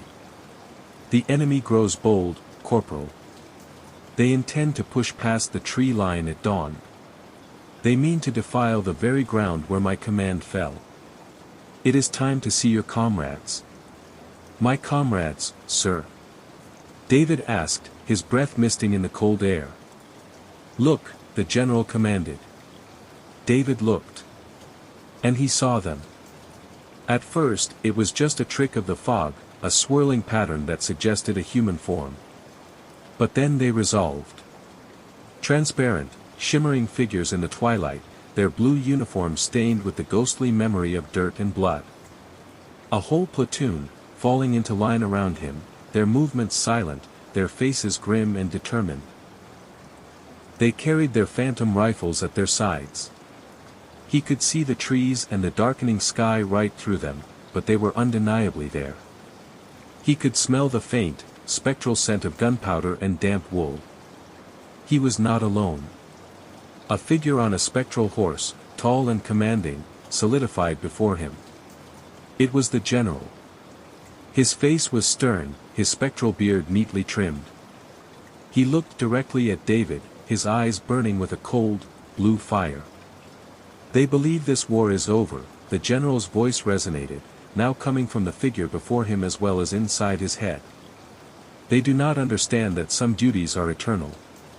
Tonight, Corporal, we conduct a raid. We will destroy their siege engines. We will burn their command structure. We will remind them that this ground is ours. We will hold this line." David's heart swelled with a feeling so powerful it almost brought him to his knees. It was a culmination of everything he had ever been, every book he had ever read, every lonely weekend he had ever spent dreaming of the past. The line between history and reality had dissolved completely. He was not a reenactor anymore. He was a soldier. He drew himself up to his full height and gave a crisp, perfect salute. "Yes, sir, General," he said, his voice clear and steady. He moved as if in a dream, flanked by his ghostly comrades. They marched in perfect silence, their phantom boots making no sound on the damp grass. They passed the modern road, the asphalt looking like a black, unnatural scar under the moonlight. The spectral soldiers passed through the chain-link fence of the construction site as if it weren't there. David had to climb it. He dropped to the other side, his heart pounding not with fear, but with adrenaline. He was an operative behind enemy lines. The bulldozers and excavators loomed in the darkness, silent and massive. To his men, they were monstrous iron cannons. "Disable the artillery," the general ordered, his voice a low, urgent command. David pulled 2 large bags of sugar from his backpack. He moved from machine to machine, unscrewing the fuel caps and pouring the contents in, his ghostly platoon forming a protective cordon around him, their bayonets fixed, their hollow eyes scanning the darkness. "Now, the command tent," the general commanded, pointing with a spectral sword towards the foreman's trailer. David crept to the trailer. Through the window, he could see blueprints spread across a table, the plans for the new houses, the grid of streets that would soon pave over this sacred ground. A cold fury filled him. He took out a canister of lighter fluid, doused the base of the trailer, and with a flick of a match, set it ablaze. Flames licked up the cheap siding, casting flickering, dancing shadows. In the firelight, the spectral soldiers around him seemed more solid, their faces lit with a grim, terrible satisfaction. They had won. They had held the line. The sound of approaching sirens broke the spell. "Our work is done," the general said, his voice filled with pride. "Disperse. Return at dawn." The spectral figures began to fade, dissolving back into the fog and the night. David stood there for a moment, watching the trailer burn, a feeling of profound, righteous purpose washing over him. He had done it. He had served with honor. The first police car screeched to a halt, its headlights pinning him in their glare. He didn't run. He stood his ground, his shoulders back, his expression calm. He had been given an order, and he had executed it. There was no shame in that. The final scene is a cold, sterile interrogation room. David Albright, stripped of his uniform and back in his civilian clothes, sits at a metal table. He looks tired, but serene. 2 detectives stare at him from across the table, their faces a mixture of confusion and exasperation. "Why did you do it, David?" the first detective asks. "A property dispute? Some kind of eco-protest?" David looks at him, his eyes clear and steady. There is no madness in them. Only a profound, unshakable conviction. "The line was threatened," he says simply.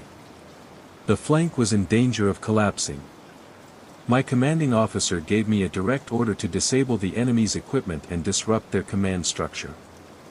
The second detective sighs, running a hand over his face. "Your commanding officer? Who's that?" David allows himself a small, private smile, the smile of a man who knows a truth the rest of the world is blind to. "General Elias McCleary," he says, his voice filled with a quiet, unbreakable pride. And I was just following orders.